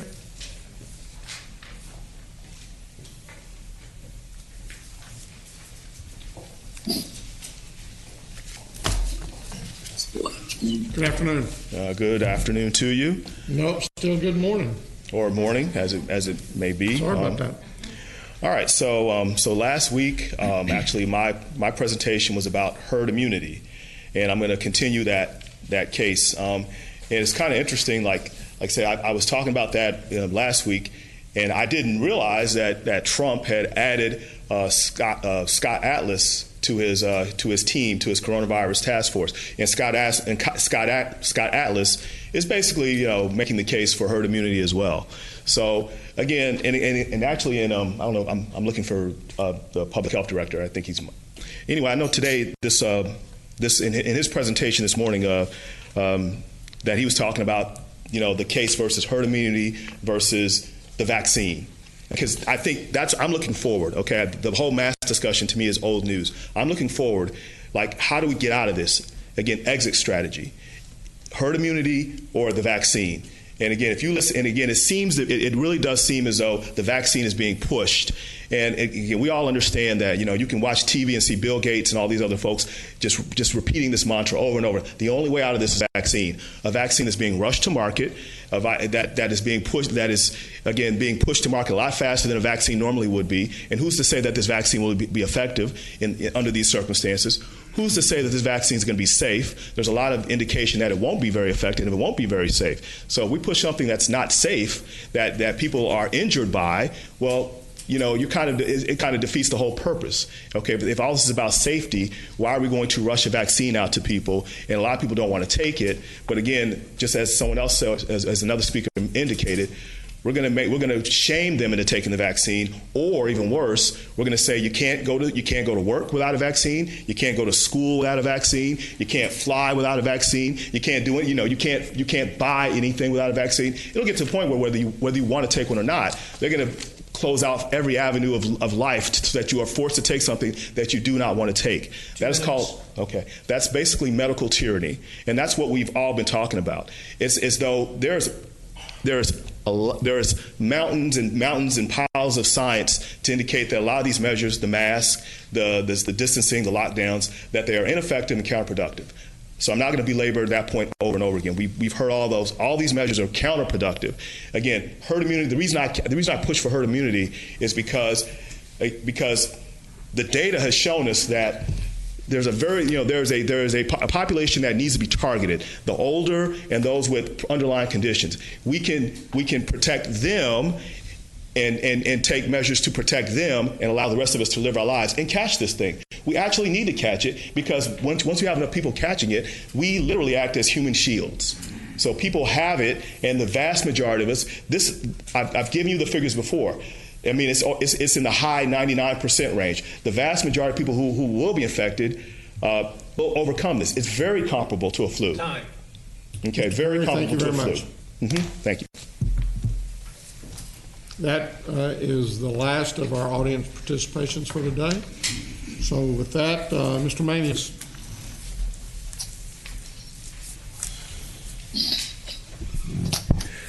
Thank you, Your Honor. Members of the court, if we could now go to the administrator section. We're going to go to item 1. This concerns any declarations of disaster that has been made by the state or at the local level. I do not believe we have any additional executive orders or any other declarations at this time. Our current emergency declaration runs through August the 31st. That's correct. Why don't we go ahead and plan maybe next week We've already scheduled it to be on the agenda. Okay. So, members of the court, if we could now go to item number 2 under the administrator section. This concerns various presentations. Our first one is going to be with Guidehouse. And Katie, are you there? Yes, GK, I am here. Okay, if you'll start your presentation, please. Okay, great. Good morning, Judge and Commissioners. Hope you guys are doing well today. We're going to start our presentation the same way we always do, with our project status slide. So all activities are on track. You will note we have adjusted some of the deadlines on the documentation review of the FEMA PW. We are working with the county on getting the documentation sent over. So we will review. We are still anticipating, as long as we can get everything sent over and we can work with Helen and everything, to have that completed by this Friday so that we can submit next week. We did provide the supplemental ILA guidance for payroll, so that is being reviewed by the county this week. We've also provided drafts of the subrecipient guidance on the reporting guidelines, and that is also in review by the county. We have a meeting this afternoon to discuss that further. We are also continuing to work with the county as needed, supporting the NGO application eligibility review. We are doing that on a weekly basis right now. And then we are continuing with our ad hoc eligibility reviews, which are sent over to us as needed by the county. So we're also continuing to monitor the proposed legislation for the Heals and Heroes Act. We're doing that on a daily basis. As you guys all know, those things are changing pretty quickly, and we're not seeing a ton of movement right now on what's going to go through. So as soon as we know anything, we will let you guys know and give an update in that in court. So today we're going to be talking through the update on the Tarrant County Pillars of Focus, and then Rachel will be covering the county spend update. So if we could go to the next slide, the Tarrant County Pillars of Focus. So like I've done the past couple weeks, I am just going to hit on the updates on this slide. Under the COVID-19 testing, you'll see that there are 2 testing sites that are going to be opened next week on August 24th and August 27th. Under the Economic Stimulus and Social Services, both the Small Business Program Assistance Grant Program and the NGO Assistance Program, they are still continuing to review and review grant applications, and the Small Business Assistance Program is awarding on a continuous basis. So under the Local Partners Pillars, just a couple updates on this. The supplemental guidance review for payroll, as I mentioned before, is under review by the county this week, and we will be working with them to make any revisions necessary to get that out to the ILA municipalities. And same with the supplemental guidance on the reporting requirements. It is also in review, and we will work with them so we can push that out as soon as possible. Are there any questions for our team or the county on any of the programs that are going on right now? Once this presentation is over, we're going to drill down a little bit deeper into each one of those and give you some additional information. Okay, so if there are no questions on this slide, I will pass it over to Rachel, and she will start on the county spend update. Great, thank you, Katie. So if we can move on to the next slide, grant opportunities is what we're looking at now. Here we provide an overview of grants that have been awarded or are expected to be awarded soon to the county. And since our last report, there's been an additional $2.3 million in public health funding awarded. This fund is provided by DSHS for COVID-19 response activities. And that brings the total to about $229 million in grant funds that have already or will soon be received by the county. And there have been new expenditures against these grants, which are captured on the next slide. Any questions on the grant slide? No. All right, so we can move on to the next one, which is the expenditure slide.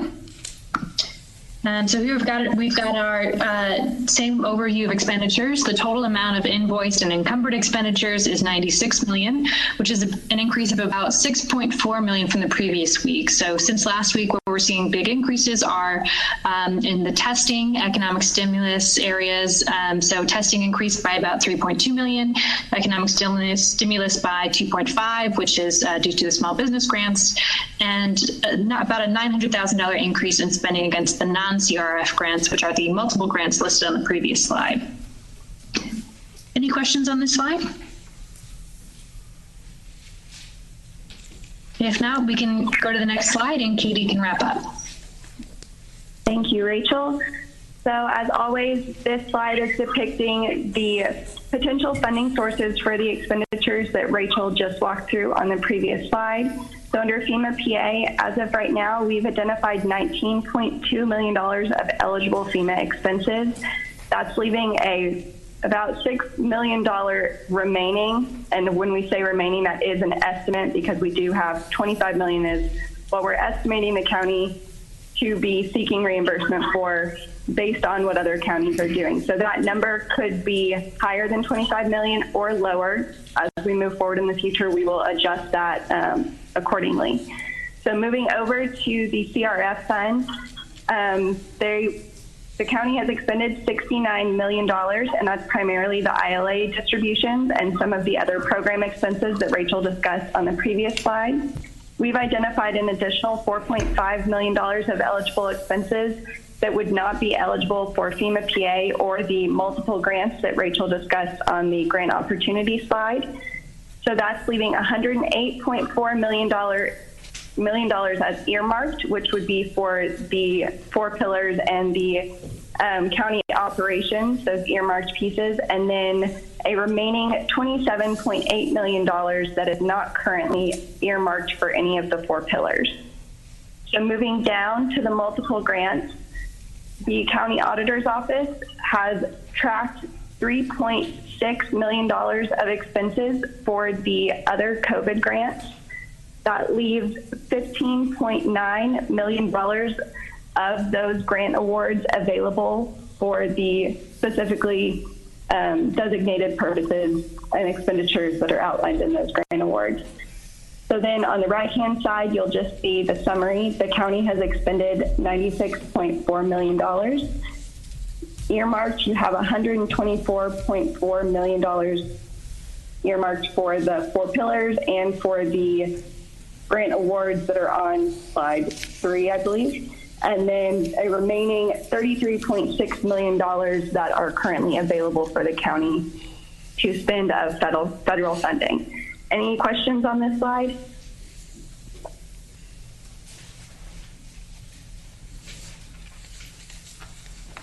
If not, I will pass it back to GK. Thank you so much for your time this morning. GK? Yes, sir. I've got a question that kind of brought to my attention that are we doing anything to supplement our own employees who have children that are at home in school where the parent has to be there or somebody has to be there? There, you know, because Fort Worth obviously hasn't started. I've got a little visual here on my phone today on HEB school district for a child that's in one of the lower grades, kindergarten, first grade. And basically, there has to be somebody obviously there the entire time. That's every day. So, Commissioner, and I'm going to ask HR, we have HR here, maybe even the auditor's office might want to address that, but you might remember initially, I'll start, and then when we began this process, I guess it was in March. Right.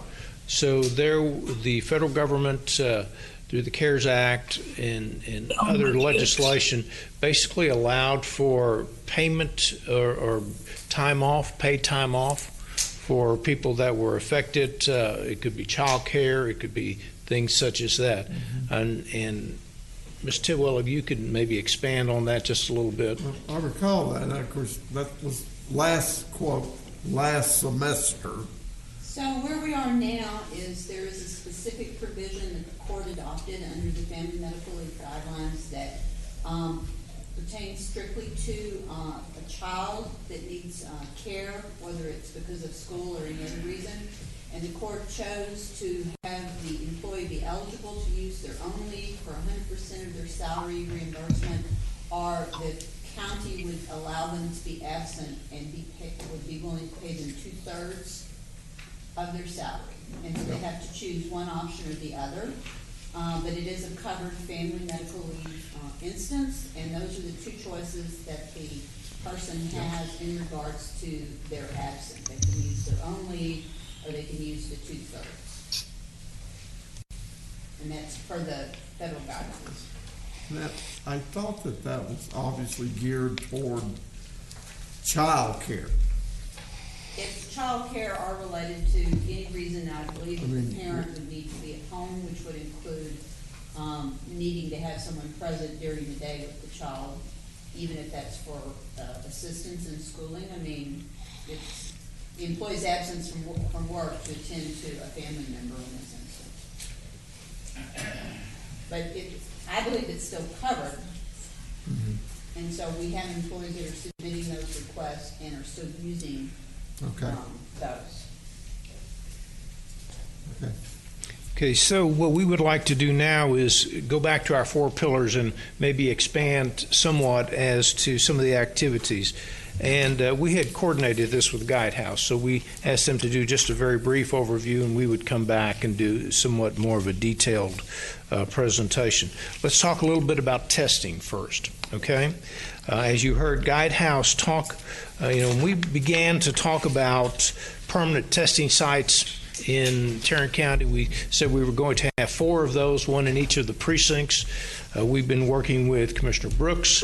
We've been working with Commissioner Fickus in Commissioner Brooks Precinct 1.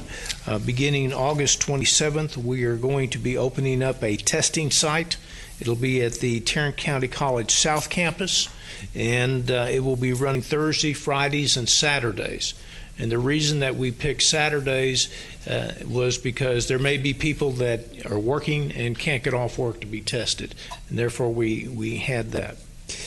Commissioner Fickus, in your particular precinct, the North Richland Hills NRH2O site, we've been working with Josh Roberts with Tatum, and who's a very good partner with ours. We are going to be opening up a site there. Tatum will be operating that site. It'll be a 6-day-a-week site currently, and it's going to be opened on the 24th of this month. So if you haven't been out to the South Campus, I would suggest that you might want to go out there. Remember the tents and the air conditioning units and everything that we had asked the court to buy. Though that tent is set up at South Campus, and we believe it's going to work very well. We didn't have to set that one tent up, the other tent up at Northeast, because Tatum is bringing their own tents in, which makes it a good situation because that gives us an extra tent. We bought 2 additional tents on top of that so that we would have the capability and the material to set up sites in the other 2 precincts.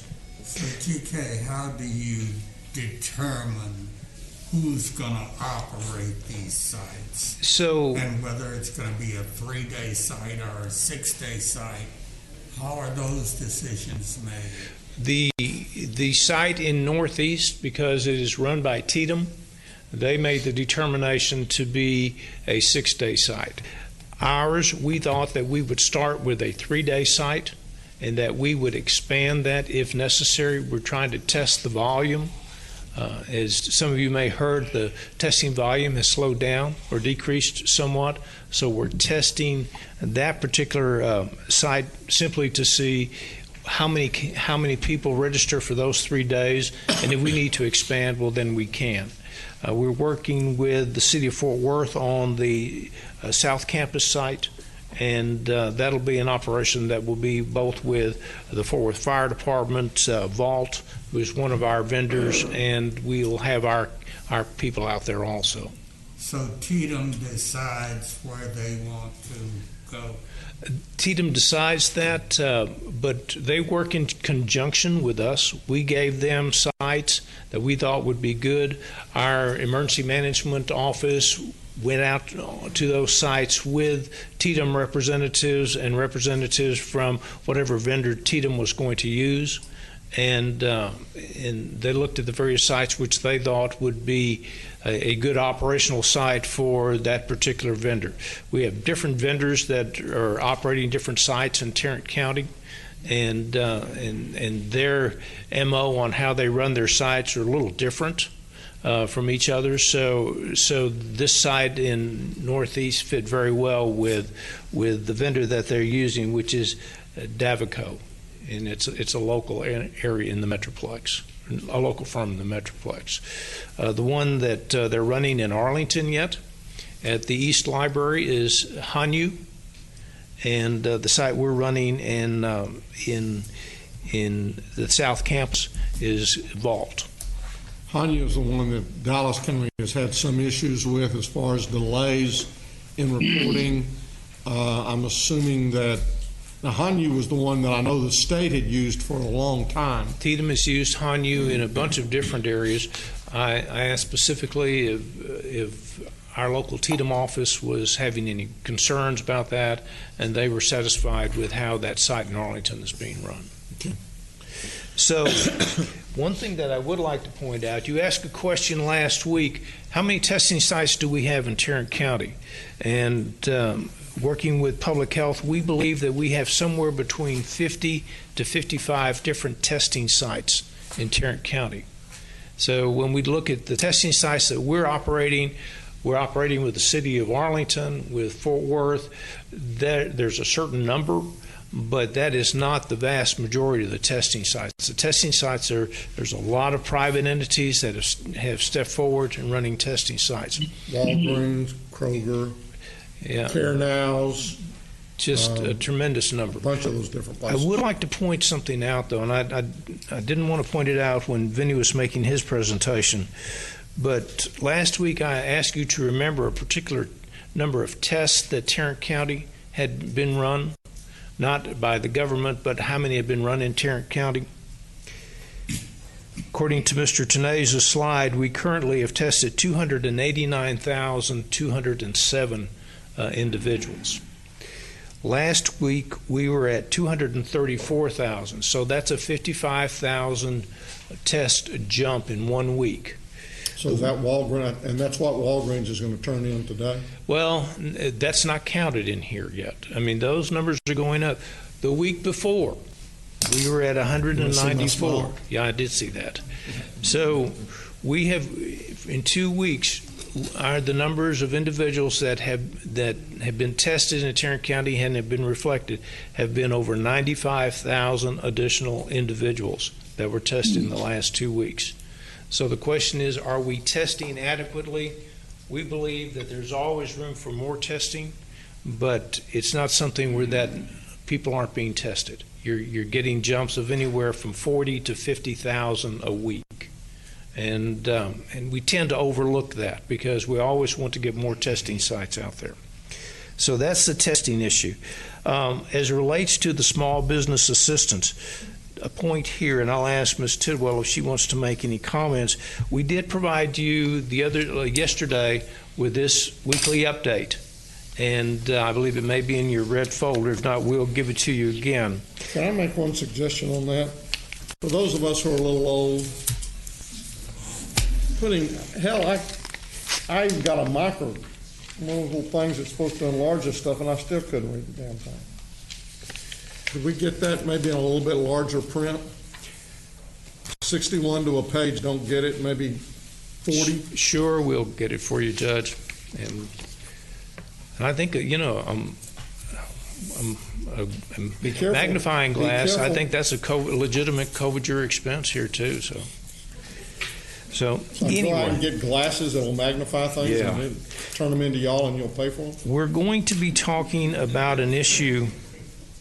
We're going to be talking about an issue in closed session today, and after we come out of closed, we're going to come back in court and talk about the small business assistance asking for some direction from the court.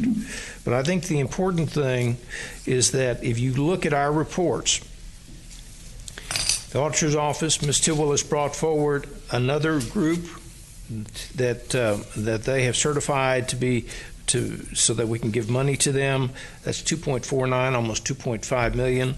With that, you can add that to the previous. We're at 7.754 million as far as distribution for the small business assistance. Ms. Tidwell, I hope I apologize. Okay, great. So if we can go to the rental assistance. Rental assistance keeps growing. This is something Ms. Ward is working on. I might note that in our report here, when you look at these dollars that we have spent or is in the pipeline to be spent, we have received 559 applications. We've approved 273 of those out of the 286 that are still pending. They may be approved with some additional information.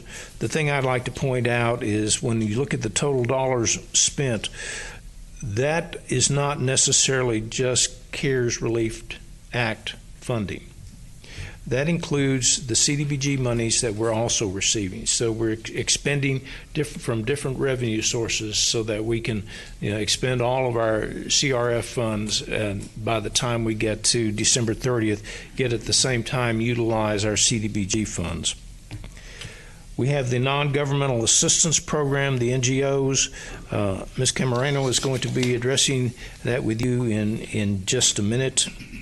And then finally, as Katie at Guidehouse explained, and as you know, we have distributed monies to all the municipalities. We still have 10 chambers of commerce that have requested funding and have been provided funding, about $43,000 to those chambers.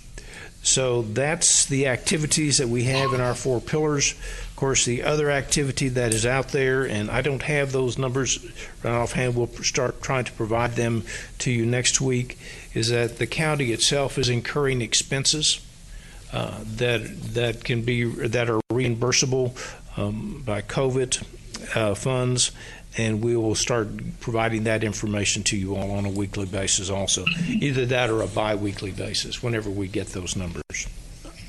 A couple of things I would say. One, the T8000 account. Again, I would like for us to begin discussing the items that are sitting in that account. I also know that TEA, or I've been told, I've seen the circular from TEA where they're asking and encouraging school districts to ask cities and counties for money. I guess I would make a couple of comments. I'm more than willing for us to sit down and talk with them about those requests, but I think the first step toward that is getting an accounting from one, TEA, for the monies that they have received from the CARES Act.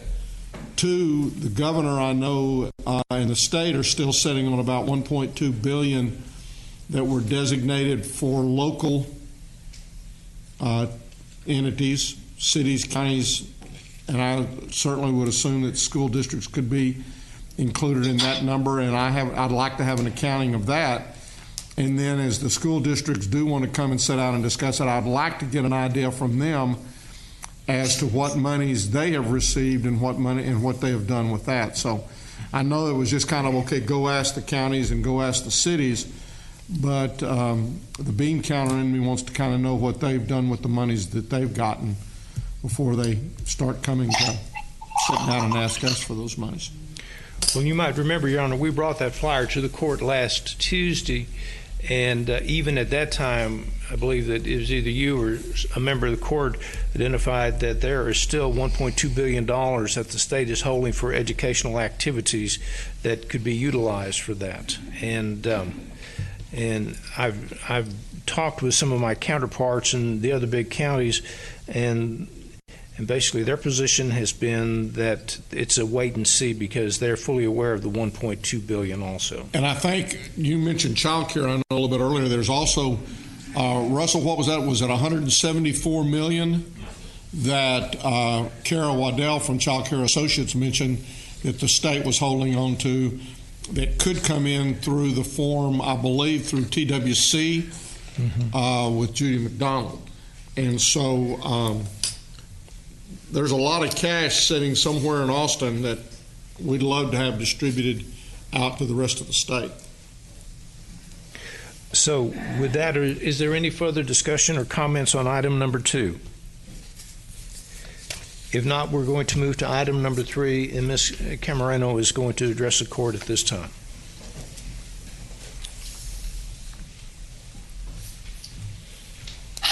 Good afternoon, Commissioners, Judge. I'm going to provide you a brief overview of the NGO program and note a couple of things that were brought up last week that I wanted to follow up on, and then move into item 3, which is a request. So you should have in your programs report, it looks like this, minus all of the notes. A report of the financial component of the program, total requests, and the status of the applications to date, as well as a breakdown that you pointed out is too small. The font is too small. I'll change that next week. A breakdown of each of the 150 applicants as well as their status.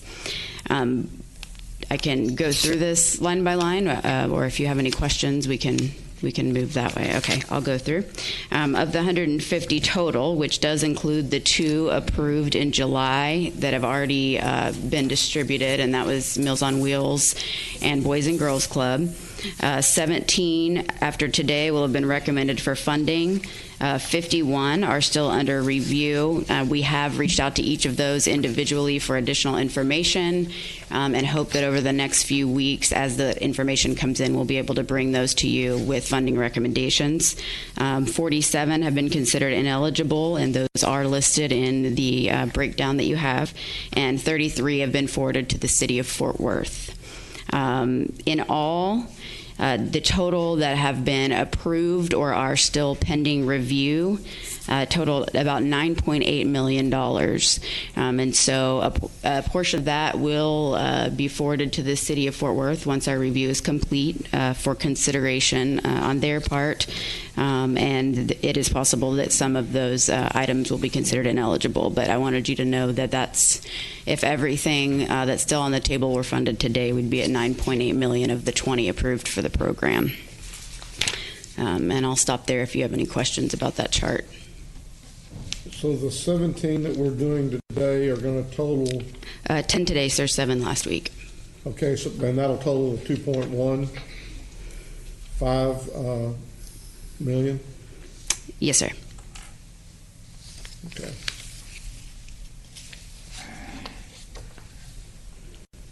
Any other questions about that chart? Do we need a motion? I do have a separate item. I wanted to give you one other update, and that is that due to some the recent Treasury reporting requirement change that came in early last week, we did have to make a couple of amendments or changes to the approved NGO agreement. Those were approved. Those have gone to the auditor's office and now the DA's office, and so I'll be able to start sending those draft agreements out and hopefully have the first few back for you next week to approve. As far as evaluating all of this and getting, is Guidehouse helping you? Yes, sir. With all of this? And yes, we have a pretty extensive review process that includes our office, the DA's office, the auditor's office, and Guidehouse. So anytime there are any questions about eligibility or really anything, we send it to them to review, and then each that we bring to you for consideration goes back to them for a once-over before I bring it to court. Well, I know I've talked with some of the other folks that are using Guidehouse. Now, they indicate that in a lot of instances, Guidehouse is actually helping to prepare, if not prepare the forms and stuff to submit for that. Are we using them in a preparation form, or are we just using them in a review form right now? Currently just to review. It may be something that because I know y'all are covered up, both at the audit level, from all that standpoint. And so again, I know that in some of their other instances, they are deep into the preparation, and so I would look for opportunities to engage them in that also. Yes, sir. I do believe that that in their current scope that may be excluded, but they have been very, very flexible to work with, and we'll have that conversation with them. Well, talk with them about that and see, and if it is excluded, then we can talk about that, but if it's not, we ought to be using them. Yes, sir. Any other questions about that update? So again, do we need a motion now to approve these 10? Yes, I'm going to move on to item 3 now, which is a request for approval of the recommended funding amounts for the 10 nonprofits listed in the table. The total previously incurred expenses is not to exceed $527,787.36. Recommended funding amount for anticipated is not to exceed $1,209,967.47, and the combined total amount recommended for approval is not to exceed $1,737,754.83. I move for approval. Second. We have a motion and a second. Any discussion? Please vote. Commissioner Johnson? Yes. Motion passes unanimously. Thank you. Thank you. And then finally, members of the court, on item number 4, we're requesting that the Commissioners Court approve an interlocal agreement between Tarrant County and UNT Health Science Center for contact tracing services as relates to the COVID-19 pandemic. Move approval. Second. Second. We have a motion and a second. Any discussion? Please vote. Commissioner Johnson? Yes. Motion passes unanimously. Thank you, Your Honor. Ms. Tidwell?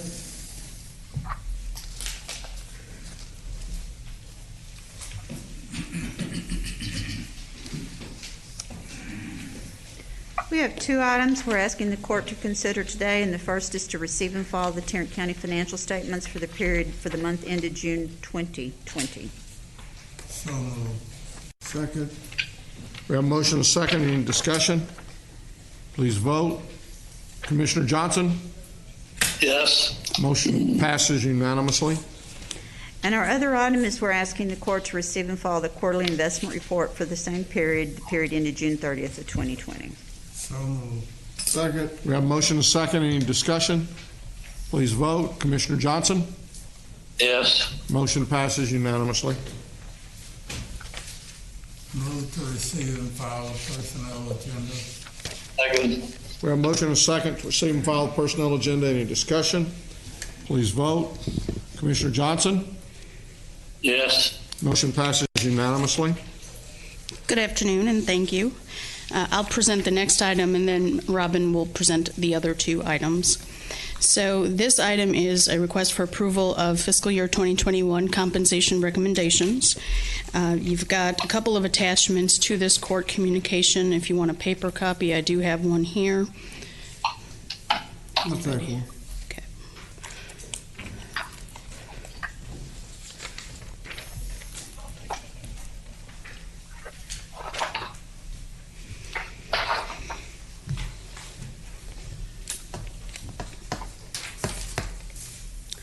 So I'm going to start with the attachment that's titled FY 2021 Compensation Recommendations.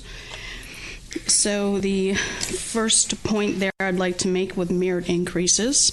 This is going to be kind of the normal merit recommendation. It's a 3% merit pool with a 0 to 6% merit increase range. They would be awarded on January 1st, 2021. Full-time classified employees are eligible if they're hired before August 1st. And any employee who reaches max as a result of a merit increase will be eligible to receive a lump sum payment up to 3% of their salary if they receive less than that in merit. So the combination of merit and lump sum cannot exceed 3%. Step increases would be awarded on the review date as usual, and the same goes for lump sums with this group. If the combination of a step increase, structure adjustment, and step increase in salary do not get them to a 3% increase, they would receive the difference in a lump sum payment. Project employees, unclassified employees, we're looking at a 3% recommendation. They're awarded October 1st, and those are awarded automatically unless the department notifies us otherwise. Reclassifications also awarded on October 1st. The same policy would exist for this year as previous years. They're eligible to receive a 5% increase or an increase to the higher end rate, whichever is greater. Just general rules for merit for STEP. Employees must have appraisal scores of 2.95 or higher to be eligible for merit and STEP. If an employee is on leave when their increase is due, they'll receive that upon their return with the completion of their appraisal.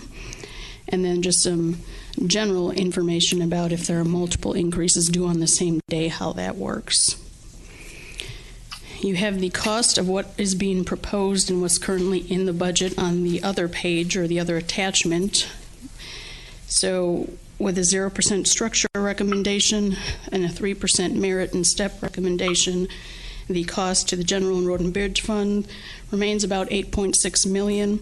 The total cost, when you add the Resource Connection and the Public Health Funds, is about $8.9 million. With that, I'll take questions. Well, I would like to have more discussion with law enforcement about their situation, and would recommend that at this point today that maybe we not make that decision on them today, that we come back and what situation are you talking about? Concerning merit increase. You mean in addition to the 3%? In addition to the step increase. So you're asking for a structure. Well, okay, structure. And I guess, again, my feeling, I don't have a problem if we can delay it, but I don't want to say we're going to delay just for the law enforcement. If we're going to talk about a structure, then I think it needs to be with everybody in the county. Again, everybody, they'll get 3% simply by being here another year. It's really not a merit for law enforcement as it is for the other folks from that standpoint. So I mean, if we want to talk about structure, then I'd want it to be everybody and not just law enforcement. And do we have any idea what the structure adjustment would have cost or might cost? Yes, sir. We have both of those numbers with a 1% structure adjustment across all categories. The number increases to just over 10 million. And with a 3% structure, it increases to about 12.5 million. So versus the 8.9. Correct. So looking at between $2 to $4 million, depending on where the court lands. Yes. But the item that you're talking about today has nothing to do with structure. This is just how we're going to award things such as merit, steps, and as it relates to project employees and things such as that. It does include a 0% structure adjustment recommendation. Yes. So we could approve this and then come back if we decided at a later time that we wanted to give a structure adjustment. Sure. Yes. So why don't we go ahead and at least do that, and then we can come back and discuss structure independently. Okay. Move approval. I'll second. Any discussion? Please vote. Commissioner Johnson? Yes. Motion passes unanimously. Thank you.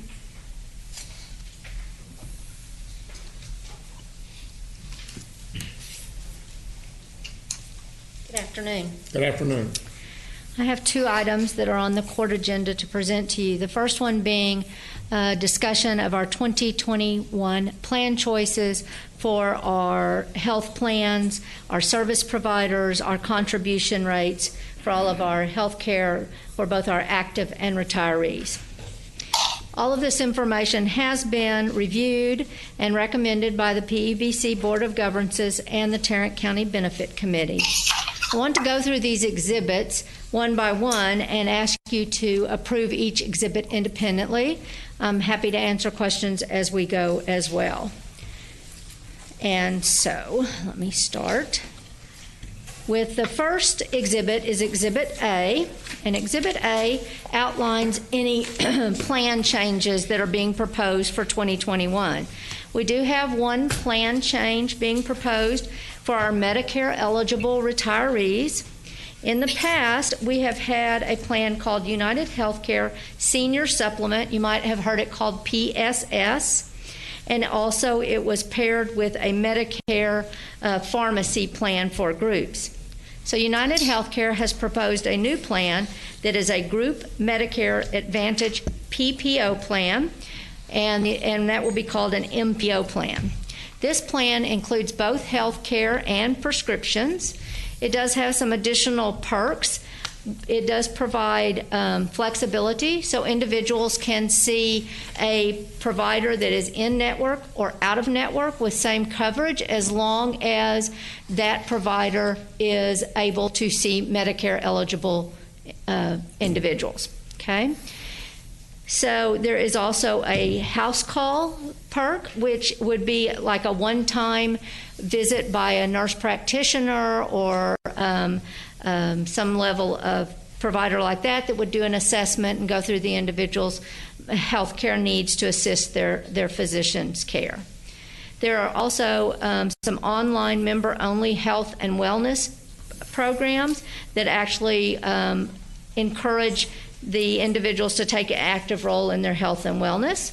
There's a silver sneaker benefit, and that actually has classes designed for thousands of locations for our seniors. Okay. There are virtual visits, which we know have kind of been in place for a while. Those can be done on a computer, a tablet, a laptop, or a smartphone. There is only a 0.5% expected disruption in providers based on the providers that are currently being used by our PSS members. An individual can live anywhere in the United States in this plan, and there are clinic programs that will help those retirees that might have some chronic conditions such as diabetes. Additionally, because there is a pharmacy plan in there are over 67,000 pharmacies in this plan nationwide, and they anticipate no formulary changes. So that is a change to our Medicare eligible plan. In addition to that, on Exhibit A are our updates for our account limits for both the health savings account and the flexible savings account. The IRS usually reviews these each year and does make allowable increases. So if an individual is contributing to a health savings account, this contribution limit is the combination of the employee and the employer. And for single, it will go from $3,550 to $3,600. For a family, from $7,100 to $7,200. And those individuals that are 55 and older can do an additional $1,000 for a catch-up contribution. The flexible spending maximum contribution will go up from $2,700 to $2,750, and that applies to both limited purpose and the general purpose FSAs. And if you have any questions, I'll be happy to answer them or try to answer them about Exhibit A. And if not, I will request your approval of Exhibit A. Move approval. Second. We have a motion and a second. Any discussion? Please vote. Commissioner Johnson? Yes. Motion passes unanimously. So now we'll go to Exhibit B. And this is a list of all our service providers for each kind of plan. And this will list whether it's an administrative rate or maybe a contribution rate to be paid by employee. For the most part, these have remained exactly the same as in previous years. So if we start with number 1, this is the dental HMO plan, and there are no changes in the contribution rates. Number 2, this is the dental PPO plan, and again, these are administrative fees, and there are no changes. Number 3 is the vision plan, which is IMED, and there are no changes in those fees. Number 4, this is the administrative fees paid to United Healthcare for our high deductible and our PPO plan. Again, there are no changes. You will note in the 2020 column, there was one fee in January and another fee February through December, and we will continue with that February through December fee. On the EAP plan that is with United Healthcare Optum, again, no changes in those administrative fees. We move to number 6. This is the United Healthcare Optum health savings account, and this is the same contributions we've made in the past, the $750 seed money. If an individual is a new hire in the middle of the year, that amount will be prorated. Number 7 is the HDP PPO reinsurance plan, and those contribution rates will be updated after we have more data from them. Number 8 is our CVS Caremark pharmacy administrative plans. Again, no changes. Number 9 is our long-term disability with Standard, no changes. Group life with the Hartford, there are no changes in those rates. The flexible spending credit, there are no changes with those rates. Number 12, this is our contributions for our fees for flexible spending administration, COBRA, and retiree building. Again, no changes. So now we get to number 13. There are some changes with number 13. This is where the new Medicare plan is reflected. And so you will note it's highlighted in yellow. So under the current Medicare Advantage HMO, there are no changes. However, under the new plan, there is actually a reduction to the retirees. So if it was a retiree only, it will go from 600.43 to 474.74. And for a retiree and spouse, it will go from 1,200.86 to 949.48. So that is a reduction. Now, if that retiree is covering individuals that are not Medicare eligible, if they have dependents that are not, you will see some increases, and those are related to our active plan increases, which we will cover shortly. So that is the end of Exhibit B. I'm happy to answer questions or see if you will approve this document. Move approval. Second. We have a motion and a second. Any discussion? Please vote. Commissioner Johnson? Yes. Motion passes unanimously. We'll go now to Exhibit C1, and this is for our active employees. That top large box is the 2020 rates and also includes current censuses as of April. The lower box is the 2021 rates being proposed. You'll see that there is a slight increase. So if an individual, the top box is in the 2021 is the HDP plan, and you'll notice that there is a slight increase. So if from HDP to HDP, there is just a $1 increase from $96 to $97. If it's an employee and spouse, the increase is $5 if an individual stays in the same plan. For an employee and children, it's a $4 increase, and for an employee and family, it's a $6 increase. If an individual has the PPO and stays with the PPO, those increases range from $2 to $8. And I'll be happy to answer questions. Again, we will continue with that $750 seed money for the HSA. And again, if somebody were to go from the PPO and move into the high deductible, they would save. They're going to save from anywhere from $81 to $185 per year. Yes, sir. Is that per year? No, per month. Yeah, that's a monthly rate change. So you could talk about some money there. Yes, sir. So I would seek your approval if you don't have any questions. Move approval. Second. We have a motion and a second. Any discussion? Please vote. Commissioner Johnson? Yes. Motion passes unanimously. So now I'll go to Exhibit C2. This is our retiree matrix group. You might remember our pre-65 or non-Medicare eligible retirees. We use a matrix based on years of service. And so we have, this is kind of a busy chart. So down the far left-hand side, you will note the years of service noted. And in that next column, again, the census as of April. And you can see in those individuals that have left the county with fewer years of service, we have fewer participants in this plan because the county does not subsidize it as richly. As you move down, you'll see that the most of our folks in this plan, have the 20 years or more. In the bright yellow column, this is the differences from the 2020 to the 2021 rate. So let's just look at an HDP retiree that has 25 years or plus. They would have a $19 increase. And if an individual was in the retiree-only PPO to PPO, they would have an $18 increase. And those increases are reflected there. Wait a minute. The $19, okay, that's high deductible. You stay in the high deductible. Yes, sir. Okay. And those increases are per month? Yes, sir. And I'll seek your approval for Exhibit C2.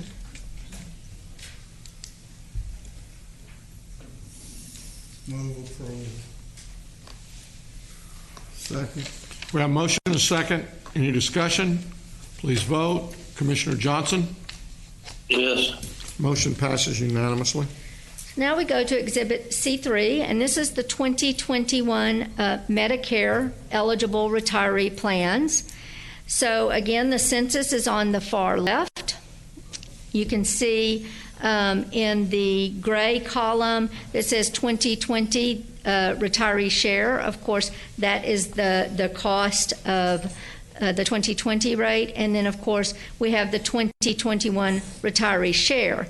So on this top box, you have the old PSS program, and then we've done a comparison to the new plan, and you can see that the retiree rate change for retiree only has gone down, as has the retiree and spouse, because those are both Medicare eligible. And then the PMA HMO plan has no rate changes unless they have a non-Medicare dependent. And I'm happy to answer questions if you have questions about this one. Move approval. Second. We have a motion and a second. Any discussion? Please vote. Commissioner Johnson? Yes. Motion passes unanimously. Exhibit D are the employee and retiree contribution rates for the dental and vision plans. You might remember these are funded by the employees. The county does not contribute to these rates, and there were no changes in rates. Move approval. Second. A motion and a second. Any discussion? Please vote. Commissioner Johnson? Yes. Motion passes unanimously. I have one more item, No. and this is I will be seeking approval for the United Healthcare Insurance Company stop-loss contract agreement under a memorandum of agreement. In 2019, the Commissioners Court approved the selection of United Healthcare to continue as our stop-loss provider, and we went with medical and pharmacy, with a specific deductible per covered person of $500,000 for that effective rate of 1/1/20. We've been using United Healthcare actually for our stop-loss vendor since 2011. However, the pharmacy benefit is new in 2020. The new rate is the $33.59 per prescriber per month, which is a 1.08% increase. And this coverage applies to every member enrolled in a medical plan, including employees, retirees, COBRA participants, and any of their enrolled dependents. And I'm happy. 1.08% increase. Yes, sir. I'm happy to answer questions. It's an if I 8% can. increase. Yes. It's not 1 point. It's an 8% increase. Okay, maybe I have that wrong. Wait a minute. Let me look at the. Big difference. She said 1.08. The financial impact to this, help me out, Amber, is it 1% or is it 0.08? 1. It is 1.08. It went from, hang on, let me go back over here to our rates. So it went from $33.59 to from $33.23 to $33.59. Is that what we're looking at? The 20. Yes, that is. What's the new rate? It went from 23 to 33.59. And let me read through. I've written notes, and so I have to go back and look at the actual court committee. You confused me. I know. It's Okay, a 1% Amber. increase. Okay. Yes. Insurance program. I was confused too. Yes, I did confuse you. I'm sorry. All right. Move approval. Second. We have a motion and a second. Any discussion? Please vote. Commissioner Johnson? Yes. Motion passes unanimously. Thank you. Thank you. Mr. Beecham?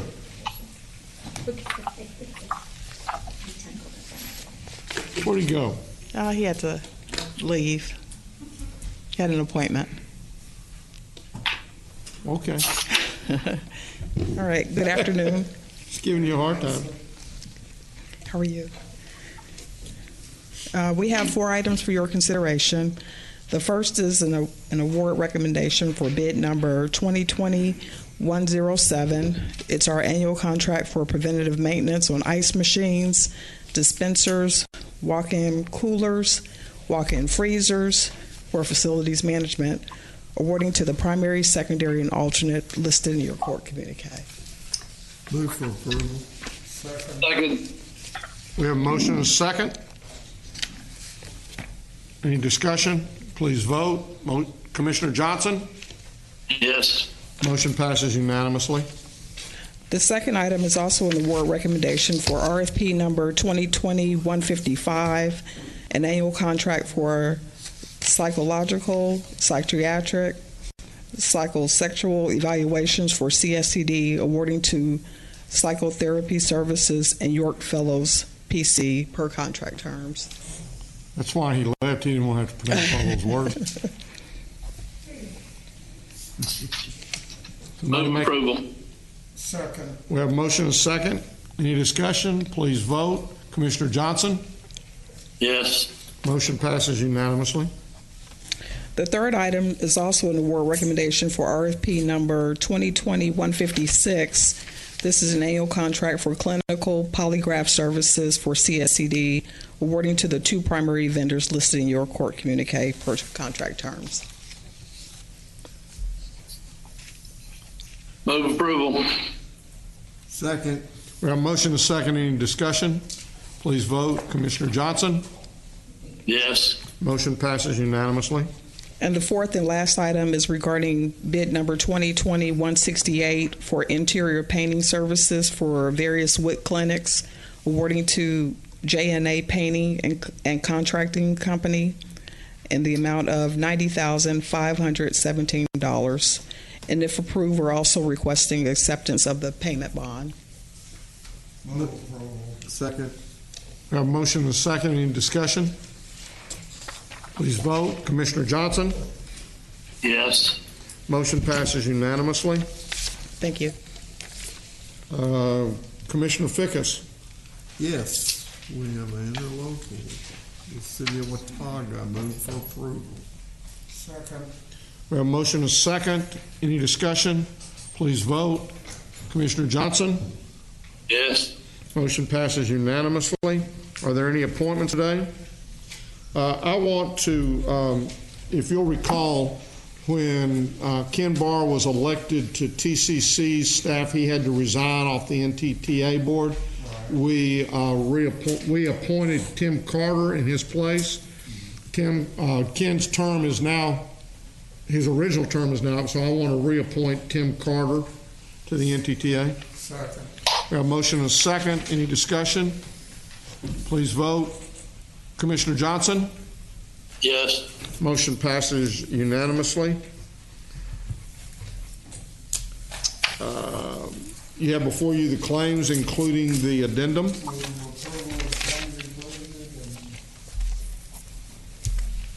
Second. Second. We have a motion and a second. Please vote. Commissioner Johnson? Yes. Motion passes unanimously. Briefing items, Mr. Manius? We have one final briefing item from the court. This would be item B. It's a presentation concerning the City of Hazlet Tax Increment Financing Reinvestment Zone number 1. Ms. McMillan is here to address the court at this time. I'm going to apologize from the onset about this not being pulled up. We should, in the future, we ought to pull up any briefing items that we have. Sorry about that. I should have thought about that. I saw that shiny head out there, and I thought I recognized it, but... Is that him? Yeah, now I understand why he's here. I thought maybe he's coming here for the hospital district. I thought his wife was going to come up. Well, that would have been much better, but, you know, we take what we get. Go ahead. All right. So today, representatives from the City of Hazlet are here to provide information to the Commissioners Court about the establishment of Hazlet Tax Increment Reinvestment Zone, the project and financing plans for the zone, and the requested county participation in the infrastructure projects within the zone. So I'm going to go ahead and have Thad Chambers, the Economic Development Director for the City of Hazlet, come forward. And then Trent Petty and Kirk McDaniel from Petty & Associates are also here today.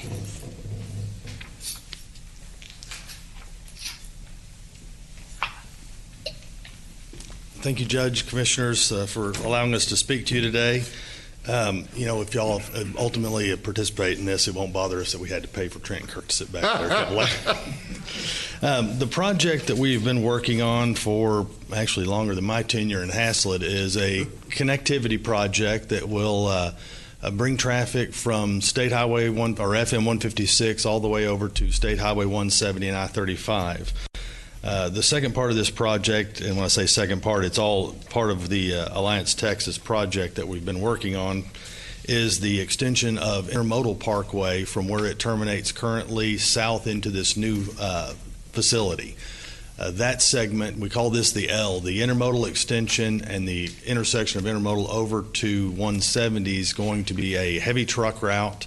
It is being designed, the pavement cross-section is 12 inches of concrete so that we can take the super heavies from Alliance Airport as well as the BNSF yard out onto 170 and I-35.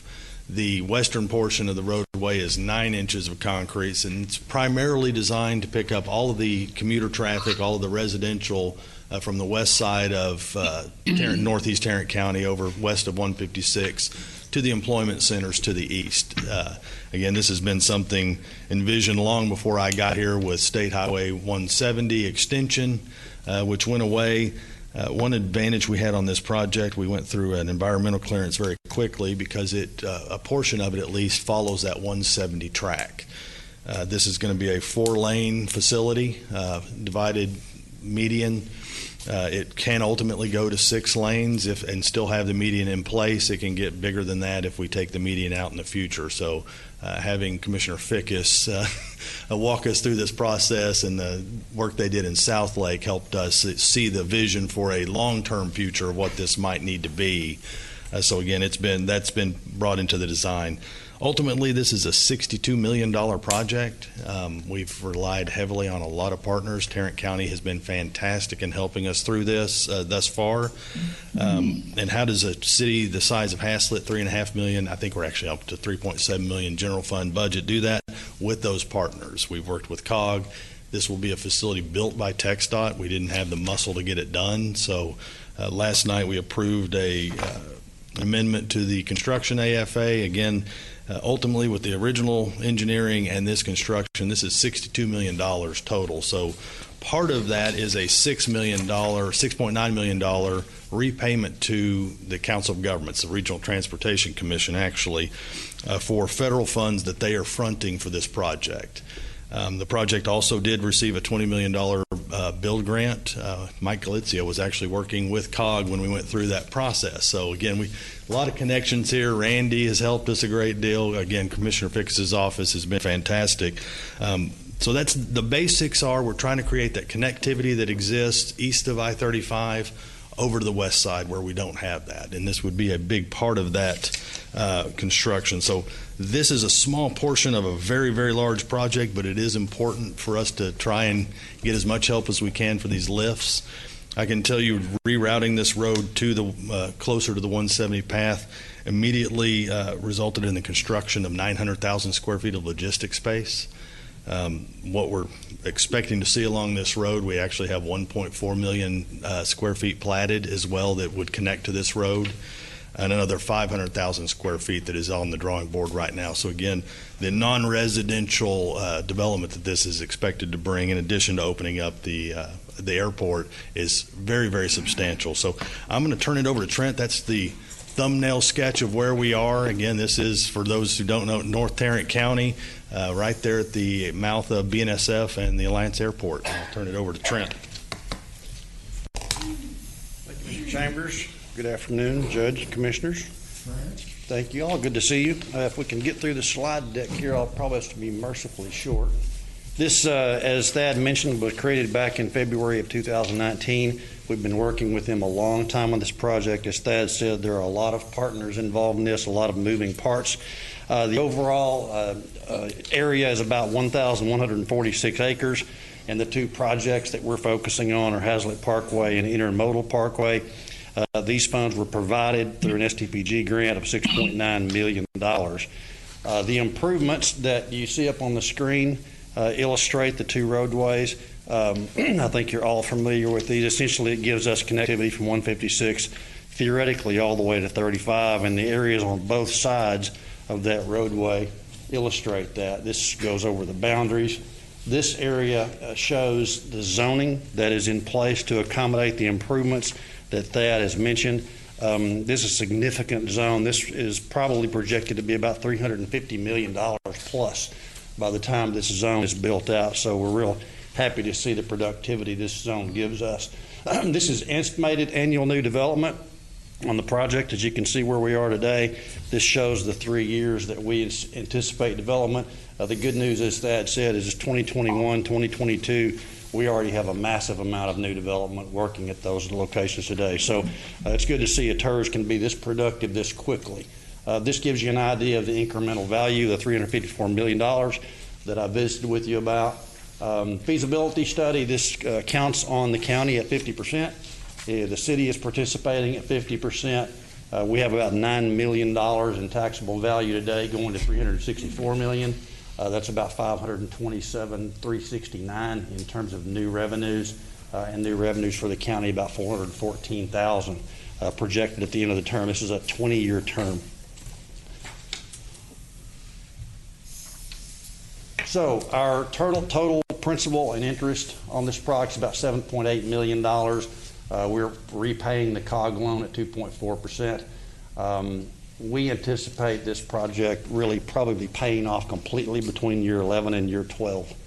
So there's a lot of room to grow in this TERS. I think it gives the city a great deal of opportunities. It's great for North Tarrant County, certainly. Commissioner Fickus, thanks for all your work in putting these two together. It's been a long effort, but we're here to happily answer any questions that you may have about the specifics of the project, or be one to move out. I'm just glad to see it continue to go toward getting started. Yeah, it's a great project. It's going to be a big help for all of us in North Tarrant. Looks good. A big boost, came from the COG with the bill grant, and that's what kind of, in a lot of ways, made this possible. It did, and the city's worked very hard with COG to make sure that those numbers are right, and we're comfortable now that we've got the catalyst in place to really do a lot of economic development up there. Thanks, sir. Yes, sir. We can't take action today, can we? No, we will be coming back to you with a participation agreement, and again, as Mr. Petty said, this will only be for 50% of county participation and then no hospital district participation. I think they're estimating approximately $3 million in county participation to assist with that roadway project. So we will be bringing that back to you at a later date. Thank you. Is that it? That's all we have at this time, Your Honor. Then we will recess our open meeting, proceed to close to discuss items exempt under Section 551.071, 072, 074, 076, and 087 of the Texas Government Code.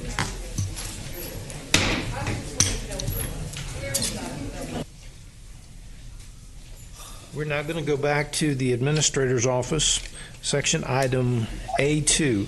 Ms. Tidwell, did you want to address the court at this time?